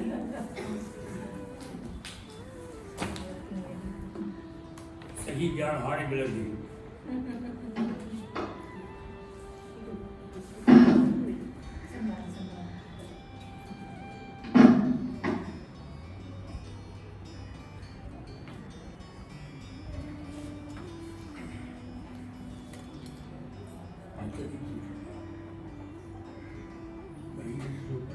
हाय उल्लास सभई चओ।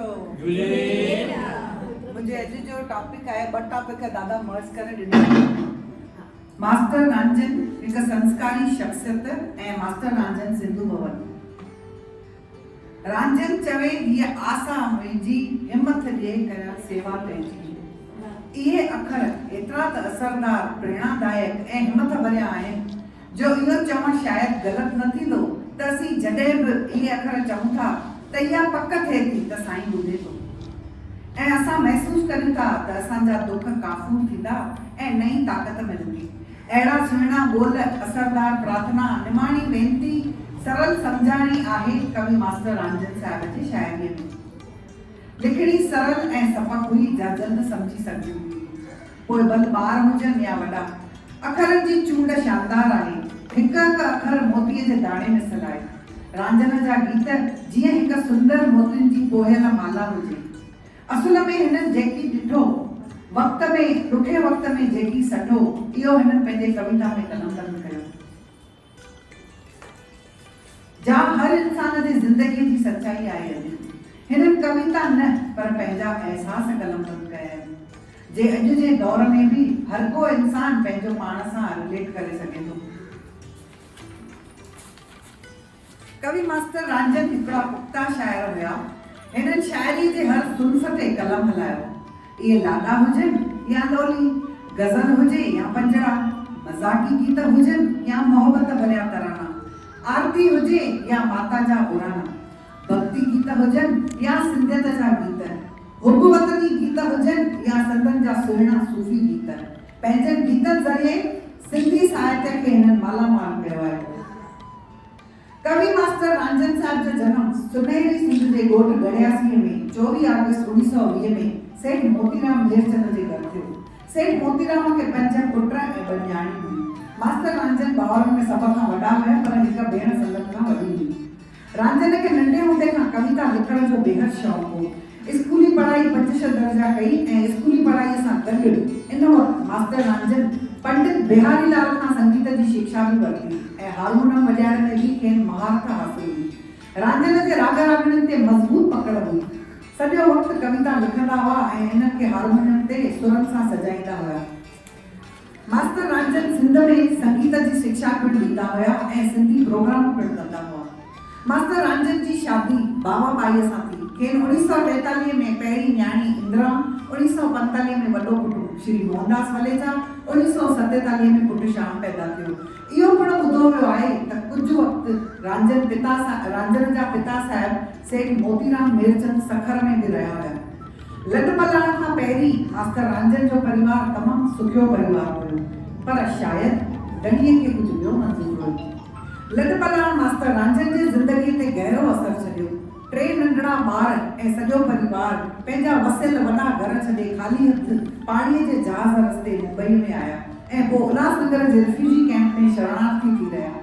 आहिस्ते आहिस्ते संदन जी जमा पूंजी ॿुड़ी थी वई ऐं तमामु तकलीफ़ुनि में गुज़र करण लॻा।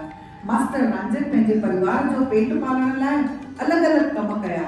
कॾहिं ॾही विकी, कॾहिं भाॼी विकी, त कॾहिं गाॾनि ते कपिड़ो बि विकियो। बसि रोज़ कमाईंदा हुआ, तॾहिं हिननि जे घर में चुल्ह ते कुझु पचंदो हो। सुखनि जा पलियल अॼु घणनि तकलीफ़ुनि में गुज़रान कंदा हुआ। वक़्तु वॾो बलवान हूंदो आहे, इहो संदन जे इम्तिहान जी घड़ी हुई। इन ई कठिन वक़्त में बि रांझन खे घणो कुझु सेखारियो। हिन इन वक़्तु लिखियो त समय समय के आबलहारी कर्म जी गता सभ खां न्यारी। ऐं किथे हिननि लिखियो विसरी राम वयो जंहिं पैदा कयो, हिन पेट कयो आहे परेशान, हर को रोटीअ लाइ हैरान। वक़्तु तमामु ॾुखियो हो, हाणे सभु कुझु बदिलजी वियो।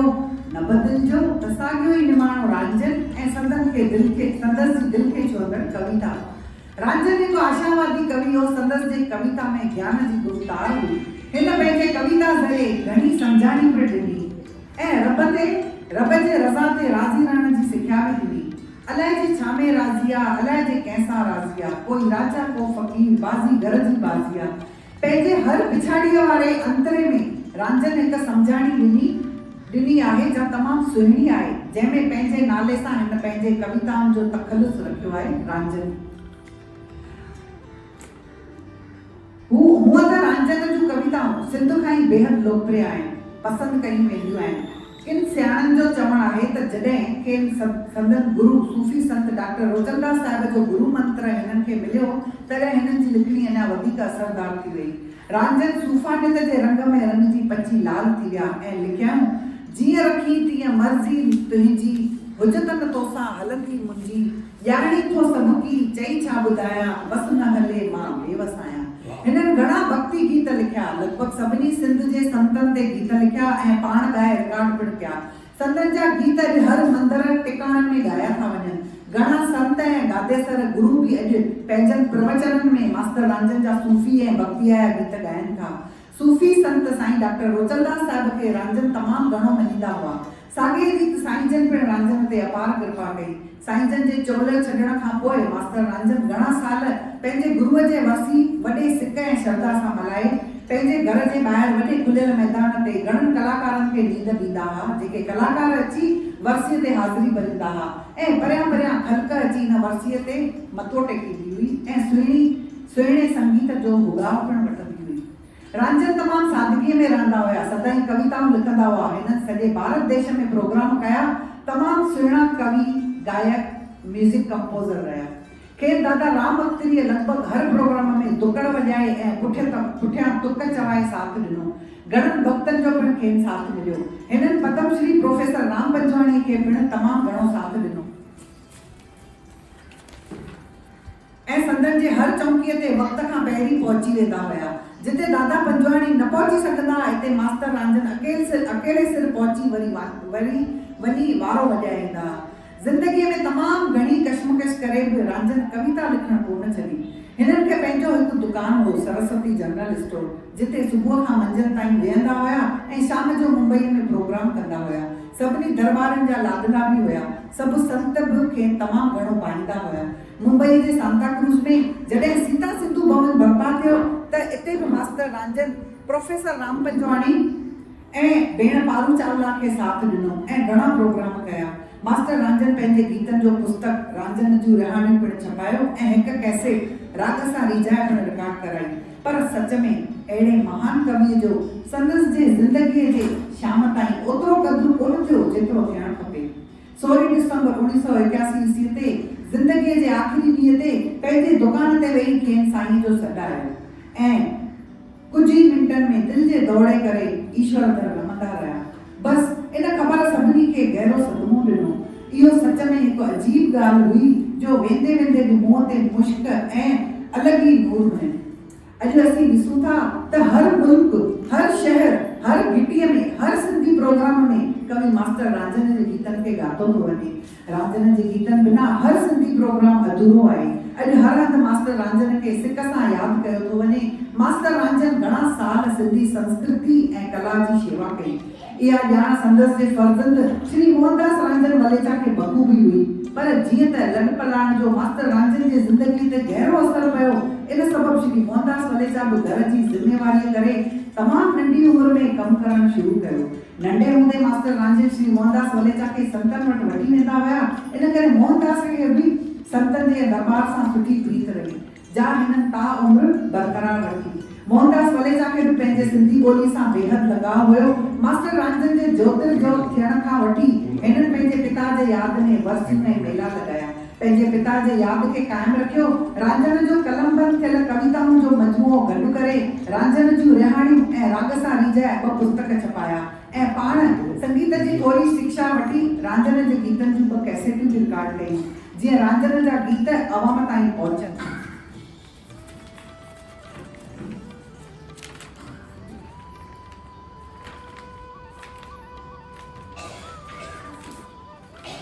न सिर्फ़ एतिरो, पर हिननि घणनि ई ग़रीब गुरबनि जी मदद कई। मास्टर रांझण जी यादि में हिकु सिंधी किताब जी लाइब्रेरी खोली। पंहिंजे घर में घणा साल हर हफ़्ते सिंधी चौकियूं हयूं। मास्टर रांझण ते डॉक्यूमेंट्री फिल्म पिणु ठहिराई। मास्टर रांझण जी चाह हुई त का नंढड़ी जाइ जोड़जे जिते सिंधी संगीत जो उगाह वठनि, जिते 4 सिंधी मिलनि। मोहनदास पंहिंजे पिता जे सपने खे बरसवाब कयो ऐं 4 फरवरी 2015 ईस्वीअ में उल्हासनगर जे 3 नंबर में पंहिंजे पिता जे पवित्र यादि में मास्टर रांझण सिंधु भवन जो पायो वियो। मास्टर रांझण सिंधु भवन जो मुहूर्त तमामु सुहिणे नमूने कयो वियो। इहो हिकु यादगार समारोह हो जंहिंमें उल्हासनगर जे संतनि, गायकनि, कलाकारनि, साजीगरनि खे नींद ॾिनी वई। संतनि जो स्वागत सत्कार कयो वियो। घणनि संतनि हिन मेले में शिरकत कई हुई। बसरा शाह दरबार जे लाडले साईं मोमीराम साहिब सिंधु भवन जो मुहूर्त कयो ऐं तमामु सुहिणो म्यूज़िकल प्रोग्राम पेश कयो। इन मौक़े ते मास्टर रांझण जे ॻायल गीतनि जो वीडियो सीडी जो बि मुहूर्त पिणु कयो वियो ऐं अलॻि अलॻि शहरनि मां सिंधी चाहकनि अची इन अनमोल घड़ीअ जो लाभ वरितो।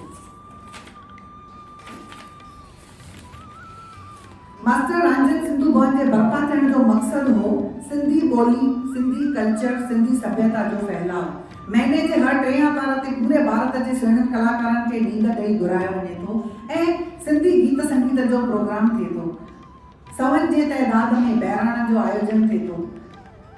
नई टईअ खे सिंधी संस्कृति, सभ्यता, ॾिण वार, रांदियूं, बहिराणो ठाहिण, भगत कंवरराम साईं जी ॼाण, झूलेलाल जी ॼाण, हेमू कालाणी ऐं सिंधी संतनि जी ॼाण ॾिनी वञे थी। साण साण फ्रीअ में आर्ट, ड्राइंग, क्राफ्ट, सिंधी लिखण पढ़ण, सिंधी बैत, सिंधी सेखारी वञे थी।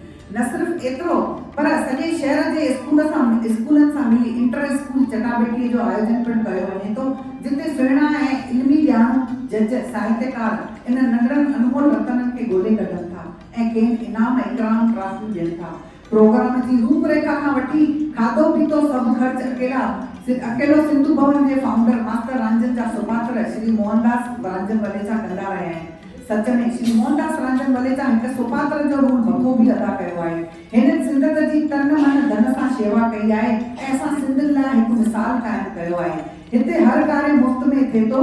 फ्री रोज़ानो योगा क्लास, ॿारनि लाइ free summer camp, free health checkup camp, स्वागत सत्कार कयो वञे थो वग़ैरह वग़ैरह। श्री मोहनदास जो सिंधियत लाइ प्रेम बेमिसाल आहे। संतनि जी शेवाउनि खे हर कोई सहिराए थो। मास्टर रांझण सिंधु भवन अॼु तमामु घणी लोकप्रियता हासिल कई आहे ऐं उल्हासनगर जो शान बढ़जी चुको आहे। मास्टर रांझण सिंधु भवन न सिर्फ़ उल्हासनगर पर अॼु सॼे पूरे भारतवर्ष जे अलॻि अलॻि शहरनि मां सिंधियत प्रेमी हिते अची सजगो कनि था।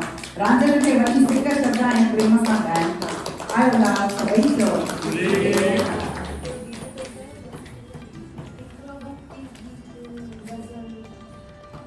रांझण चवे हीअ आसा मुंहिंजी, हिम्मत ॾे करियां सेवा तुंहिंजी, छो जो नाहे भला सो शरीर ते भलो पाया थी मां जिंद पीर ते बासियूं बास्या थी मां जिंद पीर ते मुंहिंजी बेड़ी अथई विच सीर ते भलो पाया थी मां जिंद पीर ते बासियूं बास्या थी मां जिंद पीर ते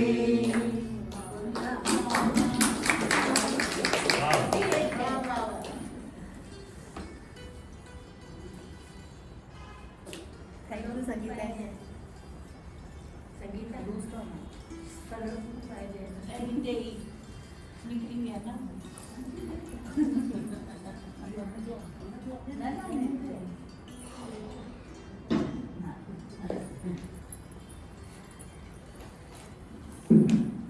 थैंक यू संगीता जी तमामु मुख़्तसर नमूने सॼो मुंहिंजे रांझन साहब जो जीवन जो हाल ॿुधायो असांखे ऐं उन खां पोइ गीत ॻाए करे त अञा मौज मचाए छॾी ईंदे ईंदे मूं पुछियो दादा सां गॾु असां अची रहियासीं कार में वेठा हुआसीं त मूं दादा खां पुछियो दादा तव्हां रांझन साहिब खे ॾिठो हुयो तव्हां उन्हनि सां मिलिया हुया जीअं हा मां मिलियो हुअसि उन्हनि खे यादि अचनि कॾहिं केतिरी साल केतिरी उमिरि वक़्तु उहो उन्हनि सां गॾु मिलिया हुया छाकाणि त उन्हनि जो टॉपिक आहे मूं रांझन खे ॾिठो मूं रांझन खे ॾिठो ऐं पंगती ऐं मज़ाकिया काव्य त मां उन्हनि खे आवाज़ ॾींदसि अची करे पंहिंजो पेपर पेश कनि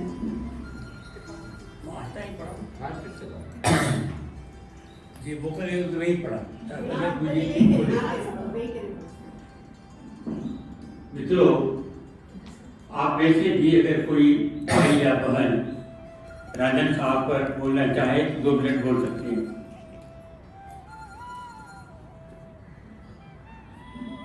नहीं? ओके।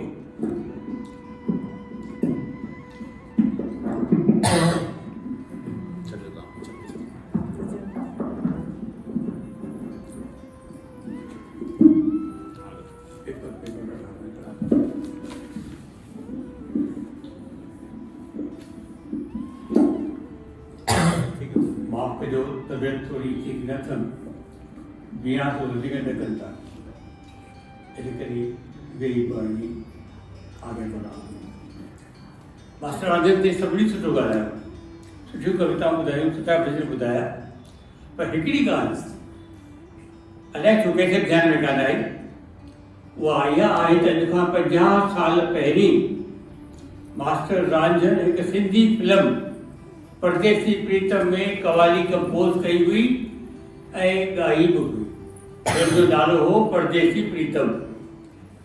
ख़ैर मुंहिंजे पेपर जो उनवान आहे मास्टर रांझन जीअं मूं ॾिठो संदसि पंक्ति ऐं मज़ाहिय काव्य साईं कृष्ण बेवस चयो आहे शुभ महापुरुषनि जा जीवन यादगार शुभ महापुरुषनि जा जीवन यादगार था चिताइन कर हयाती शानदार वक्त जी वारियत कदमनि जा निशान वक्त जी वारियत कदमनि जा निशान विया छॾे तिते हलण लाइ थी तयार। सचमुच दुनिया में अहिड़ा अहमियत भरिया इंसान बिरले ई पैदा थींदा आहिनि जेके पंहिंजे जीवन ऐं कार्य सां सभिनी ते पंहिंजी छाप छॾींदा आहिनि। रवाई तरह केतिरा ई माण्हू महिनत ऐं कमु घटि कंदा आहिनि पर नालो ऐं नामूस घणी घुरंदा आहिनि। घुरी वठणु इहे बि पंहिंजे लेखे सुठो न लिखिबो आहे। अचो ॻाल्हि जे ॻाल्हि मास्टर रांझन आवाम जो गीतकार ऐं गायक हो। संदसि जा जनम 24 अगस्त 1920 सिंध जे इडियासीं शहर में सदा हयात मोतियाराम मलिका जे घर में थियो। नंढपण में ई माता लक्ष्मीबाई जे ॾिनल लोलियुनि सबबि लाडले खे लाखिणो बणाए छॾियो। अॻिते हली संदसि धर्मपत्नी संस कुल्हे में कुल्हो मिलाए साथ ॾिनो। रांझन साहब सिंध में सुठे संस्कारी कुटुंब में हुअण करे गुज़र सफ़र में ॾुखियाई न ॾिठाऊं पर विरहाङे हुअण में हिन जो हाल अहिड़ो थी वियो। नंढड़ी दुकान वसीले गुजरात कंदा हुआ। नंढपुर खां ई राजन साहब के गीत संगीत ऐं गायकी ॾांहुं रुझान रहियो। सिंध में ई गीत लिखण, रागड़ियुनि में भरण ऐं ॻाइण जी फन में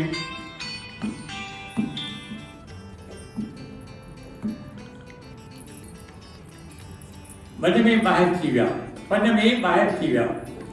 सिंध में ई संगीत सेखारण जो कमु शुरू कयो हो, जेको तोड़ ताईं क़ाइमु रखियो। सदा हयात शायर परशुराम जिया वांगुरु ग़रीबीअ में बि गीत लिखण, ॻाइण ऐं सुरनि में सजाइण न छॾियाऊं। सिक सचाई सादगीअ जा मुजस्समा हुआ। यादि थो अचे मास्टर रांझन सां मुंहिंजी पहिरीं मुलाक़ात 12 फरवरी 1960 में आदिपुर गांधीधाम कच्छ में थी हुई। आदिपुर पंजवाणी साहब सां गॾु गांधीधाम जे जनम ॾींहं जे मौक़े ते थियल जलसे में श्री राम अख्तरी सां गॾु आयल हुआ। पहिरीं मुलाक़ात में रूह रिझाए छॾिया। सन 1965 में बड़ौदा जे गांधीनगर घर में संदसि वेझो वेहण जो वध मिलियो। उहो फोटो दादी संगीता पंहिंजे किताब में छपियो आहे। दादा राम पंजवाणी त मूंखे पंहिंजो ई सम्झण, दादा राम पंजवाणी त मूंखे पंहिंजो ई सम्झंदा हुआ। इन करे राजन साहब सां वधीक वेझाइप नसीब थियो। अॼोका खे अदीब चवंदा आहिनि त राजन खे इल्मु अर्ज़ जी ज़रूरत कान हुई। उन्हनि लाइ मुंहिंजो निमाणो अर्ज़ु आहे त प्यारा मास्टर रांझन रुॻो कवि कोन हो।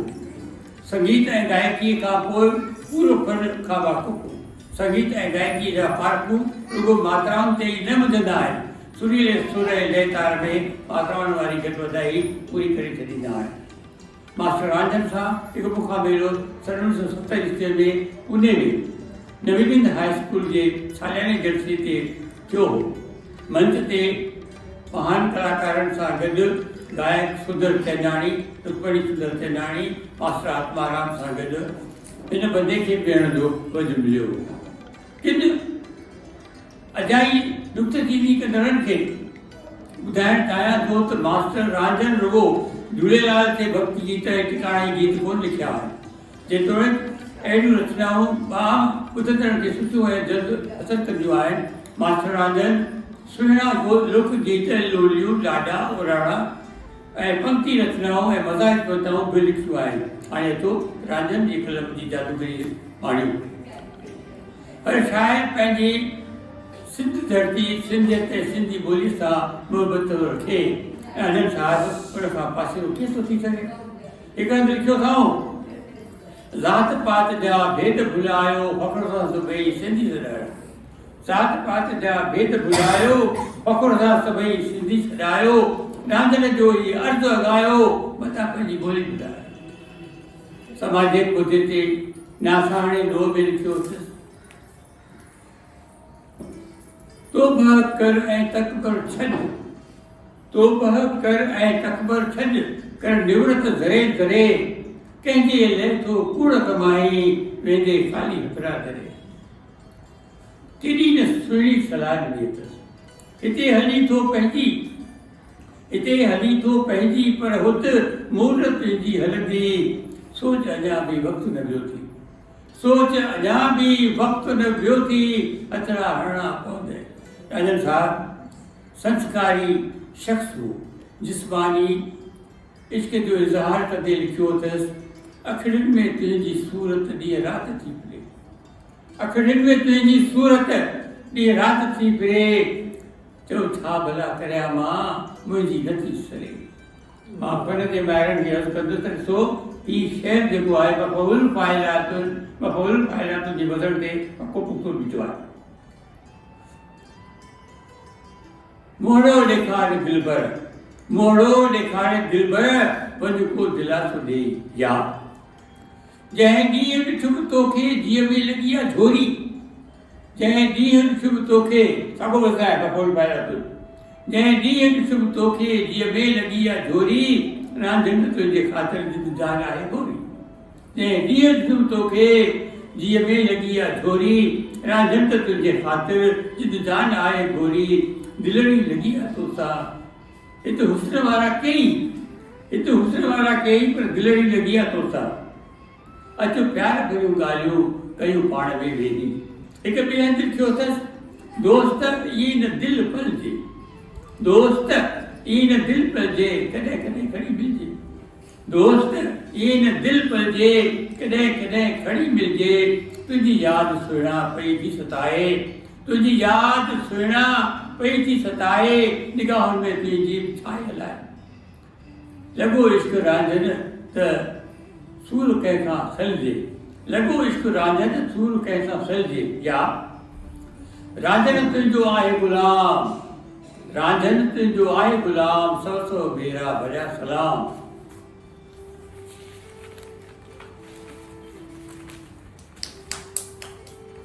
ज़माने जी हक़ीक़त पेश कंदे लिखियो अथसि,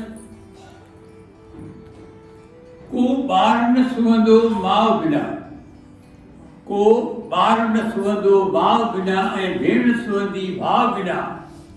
घर असुल न सुम्हंदो ज़ाल बिना, घर असुल न सुम्हंदो ज़ाल बिना, ऐं मेला न लॻंदा माल बिना। का ज़ाल न सुम्हंदी घोट बिना, वरी घोट न सुम्हंदो ॾोट बिना। नई कुंवार तुंहिंजी शर्म बिना, नई कुंवार न सुम्हंदी शर्म बिना, न को भाग ई ठहंदो कर्म बिना। जीअं जोगी न सुम्हंदो जोग बिना, जीअं जोगी न सुम्हंदो जाग बिना, तीअं रांझ न सुम्हंदो राग बिना। पंक्ति रचना जो हिकु मिसाल ॿियो पेश करियां थो। गरीब रुए धनवान रुए, ताड़ियूं ताड़ियूं। गरीब रुए धनवान रुए, हीरो रुए बलवान रुए, सियाणो रुए नादान रुए, नारी रुए नौजवान रुए, महल ते हर दुनिया महल ते हर इंसान रुए। भगत रुए भगवान बि रोए, कॾहिं कॾहिं भगवान भगत लाइ रोअंदो आहे। भगत रोए भगवान बि रोए, दुख सुख थिए पाण में भारी, कॾहिं शहनशाह कॾहिं भिखारी। पंडित जवाहरलाल नेहरू लाइ लिखियईं, हर मज़हब में आही प्यारो, ई बात नेहरू जी हो। हर मज़हब में आही प्यारो, तोखे चाहे जहान सारो। सच ऐं सुलह जो लॻाए नारो, गांधीअ जो तो वरितो सहारो। अञा त तुंहिंजी घुर्ज घड़ी हुई, अञा त तुंहिंजी घुर्ज घड़ी हुई, पर कुदरत खे का ॿी वड़ी हुई। मास्टर राजन मज़ाही शहर चङो चयो आहे, फ़क़ति हिकु मिसाल ॿुधायां, टाइम सां मुड़सर में अचे थो मूंखे। मां त आहियां कंजूस, मज़ाक़ी कविता आहे। मां त आहियां कंजूस, ख़र्ची ॼाणे मुंहिंजी घरवारी। मां त आहियां कंजूस, ख़र्चे ॼाणे मुंहिंजी घरवारी। सुबुह सवेरो चवंदी आहे, चांहि ॾे मूंखे ठाहे हाथ ढोलण। सुबुह सवेरो चवंदी आहे, चांहि ॾे मूंखे ठाहे ढोलण।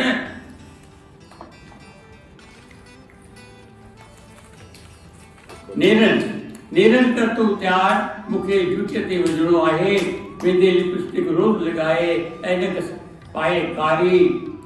भाॼी चाढ़े जहिड़ी तहिड़ी चांवर मूंखां सवाए। मां त पढ़ा पई नावल, मां त पढ़ा पई नावल, भाभी उठी आहे सभु। मां त पढ़ा पई नावल, फुल्को ॾे तूं बचाए। रांझन मुंहिंजी नथी ॿुधे, रांझन मुंहिंजी नथी ॿुधे। हथ जोड़ियासि चए हट परे, उनजी वेंदी मिर्चत सारी। मां त आहियां कंजूस, ख़र्च ॼाणे मुंहिंजी घरवारी। साथियो, तव्हां ॿुधी चुका आहियो त रांझन साहिब जा 4 किताब सिज जी रोशनी ॾिसी चुका आहिनि। जेही आहिनि रांझन जूं रिहाणियूं, जंहिंमें 66 गीत आहिनि। रांझन साहिब जे किताब पाठ छपायो शायदि 6 या 7 दहाके में। रांझन जूं रिहाणियूं ॿियो भाॻो, जेको सुनंद पढ़ंदड़ दादा मोहनदास बलेचा 1982 में छपायो हो, जंहिंमें 78 गीत आहिनि। टियों आहे राग सां रीझार, 1997 में श्री मोहनदास बलेचा साहिब छपाए हो। झूलेलाल जी झलक देवनागरी में छपियल आहे ऐं ताज़ो संदसि सदा आबाद, सिधी सदा आबाद रहो, अरबी ऐं देवनागरी में छपियल आहे। हिते मां जीअं चवंदुसि त देवनागरी जे करे अॼु जी नौजवान टही जेका आहे, नौजवान गायक जेके आहिनि, जेके नालो पेश कया आहिनि मास्टर राजन सिंधु भवन में, उहे पढ़ी सघनि था, सम्झी सघनि था, ॻाए सघनि था। छपाई सुठी भेण संगीता सुखाणी कोमल जी चूंड ऐं अथक महिनत सबबि ही किताब हिंद ऐं सिंध में ॻाईंदड़ खे ज़रूरु वणंदो, इन में ख़ूब छपंदो अथसि। आख़िर में बसि पीवत साहिब जी सिटुनि सां पंहिंजो पेपर पूरो करणु चाहींदुसि।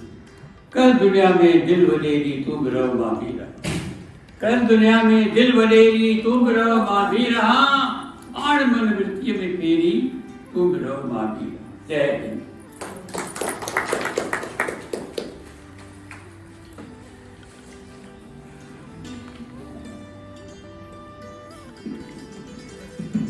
थैंक यू दादा, तमामु सुठे नमूने सां तव्हां ॿुधायो असांखे।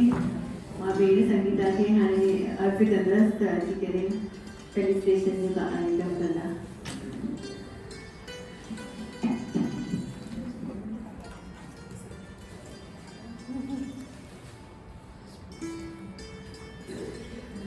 अॻे बि फोटो वोटो कंहिं कढियो हुजे? जी जी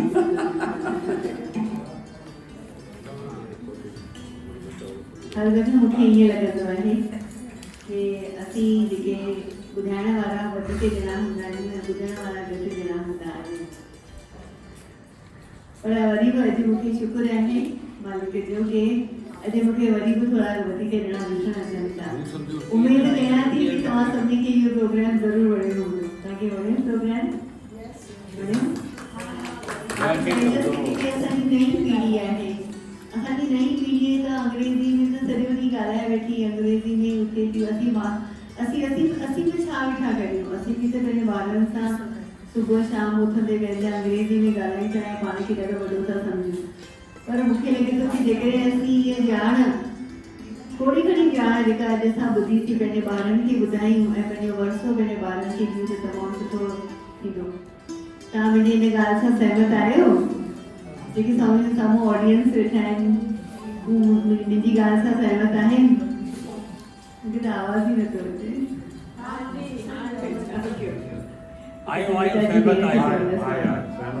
थैंक यू, थैंक यू।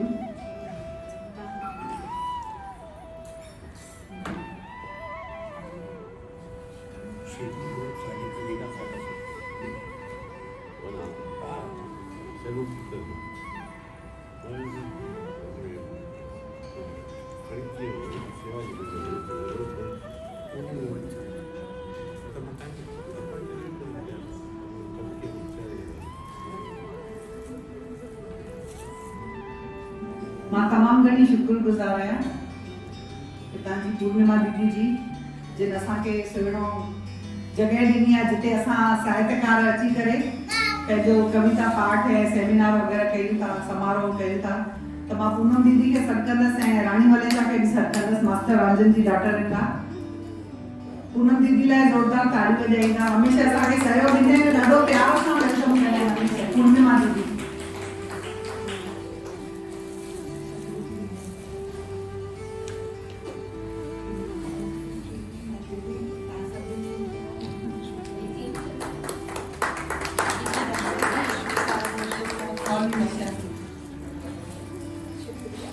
असांजी शुक्रिया कबूल कंदा।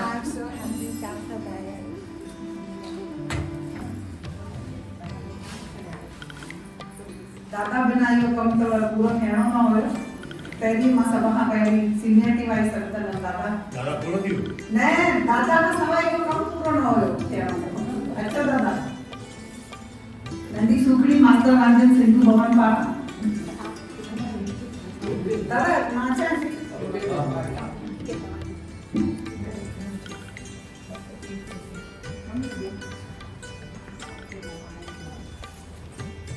आयो लाल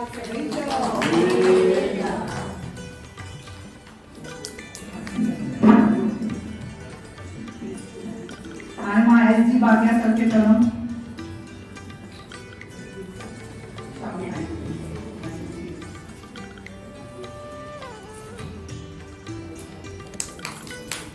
नंढी सुखड़ी सिंधु भवन पारां। हाणे गुजराती सर खे चवंदमि।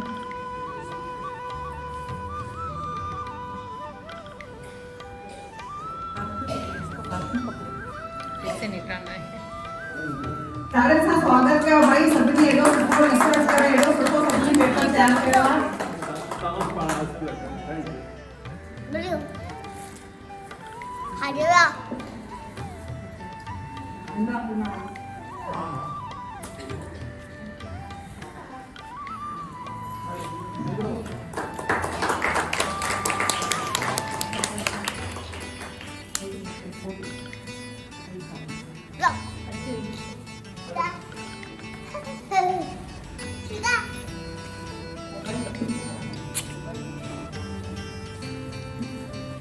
असांजा आदरणीय डॉक्टर हरीश ठक्कर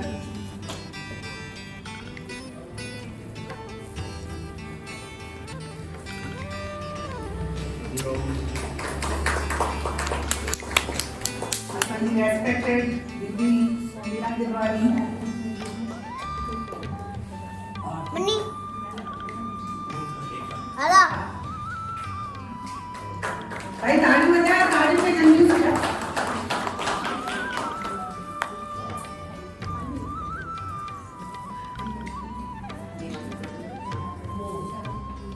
असांजा बार रोहितेश गिरवानी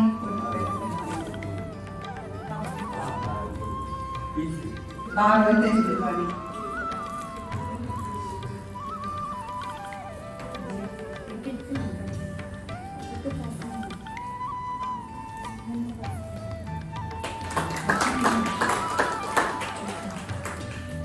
असांजे सभा जी सेक्रेटरी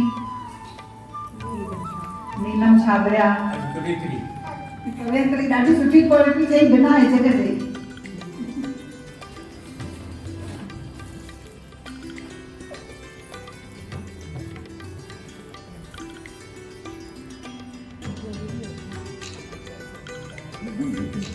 सभिनि जा तमामु घणा आभारी आहियूं तव्हां सभिनी एॾो अनमोल टाइम कढी सुठे नमूने पेपर लिखियो ऐं कविता चई तमामु घणो सुठो लॻो रेखा पोहानी हाणे मुंहिंजो फोटो कढी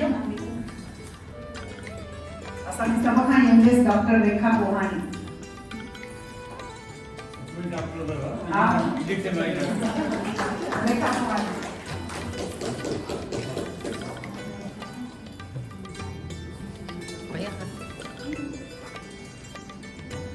प्रोग्राम में काई भूल चुक थी हुजे त माफ़ कंदा ऐं तव्हां सभई आहियो टाइम कढी करे ऐं असांजा अदीब पुणे जा सभिनी मास्टर राजन ते सुठी रिसर्च कई ऐं सभिनी साथ ॾिनो सभ खां वॾी ॻाल्हि उहा आहे सभई टाइम ते अची वियो जाम सुठे नमूने टाइम सां प्रोग्राम हलियो सभिनी साथ ॾिनो वधीक बिना दीदी ॻाल्हाईंदा मां सभिनी जी तहे दिलि सां शुक्रगुज़ार आहियां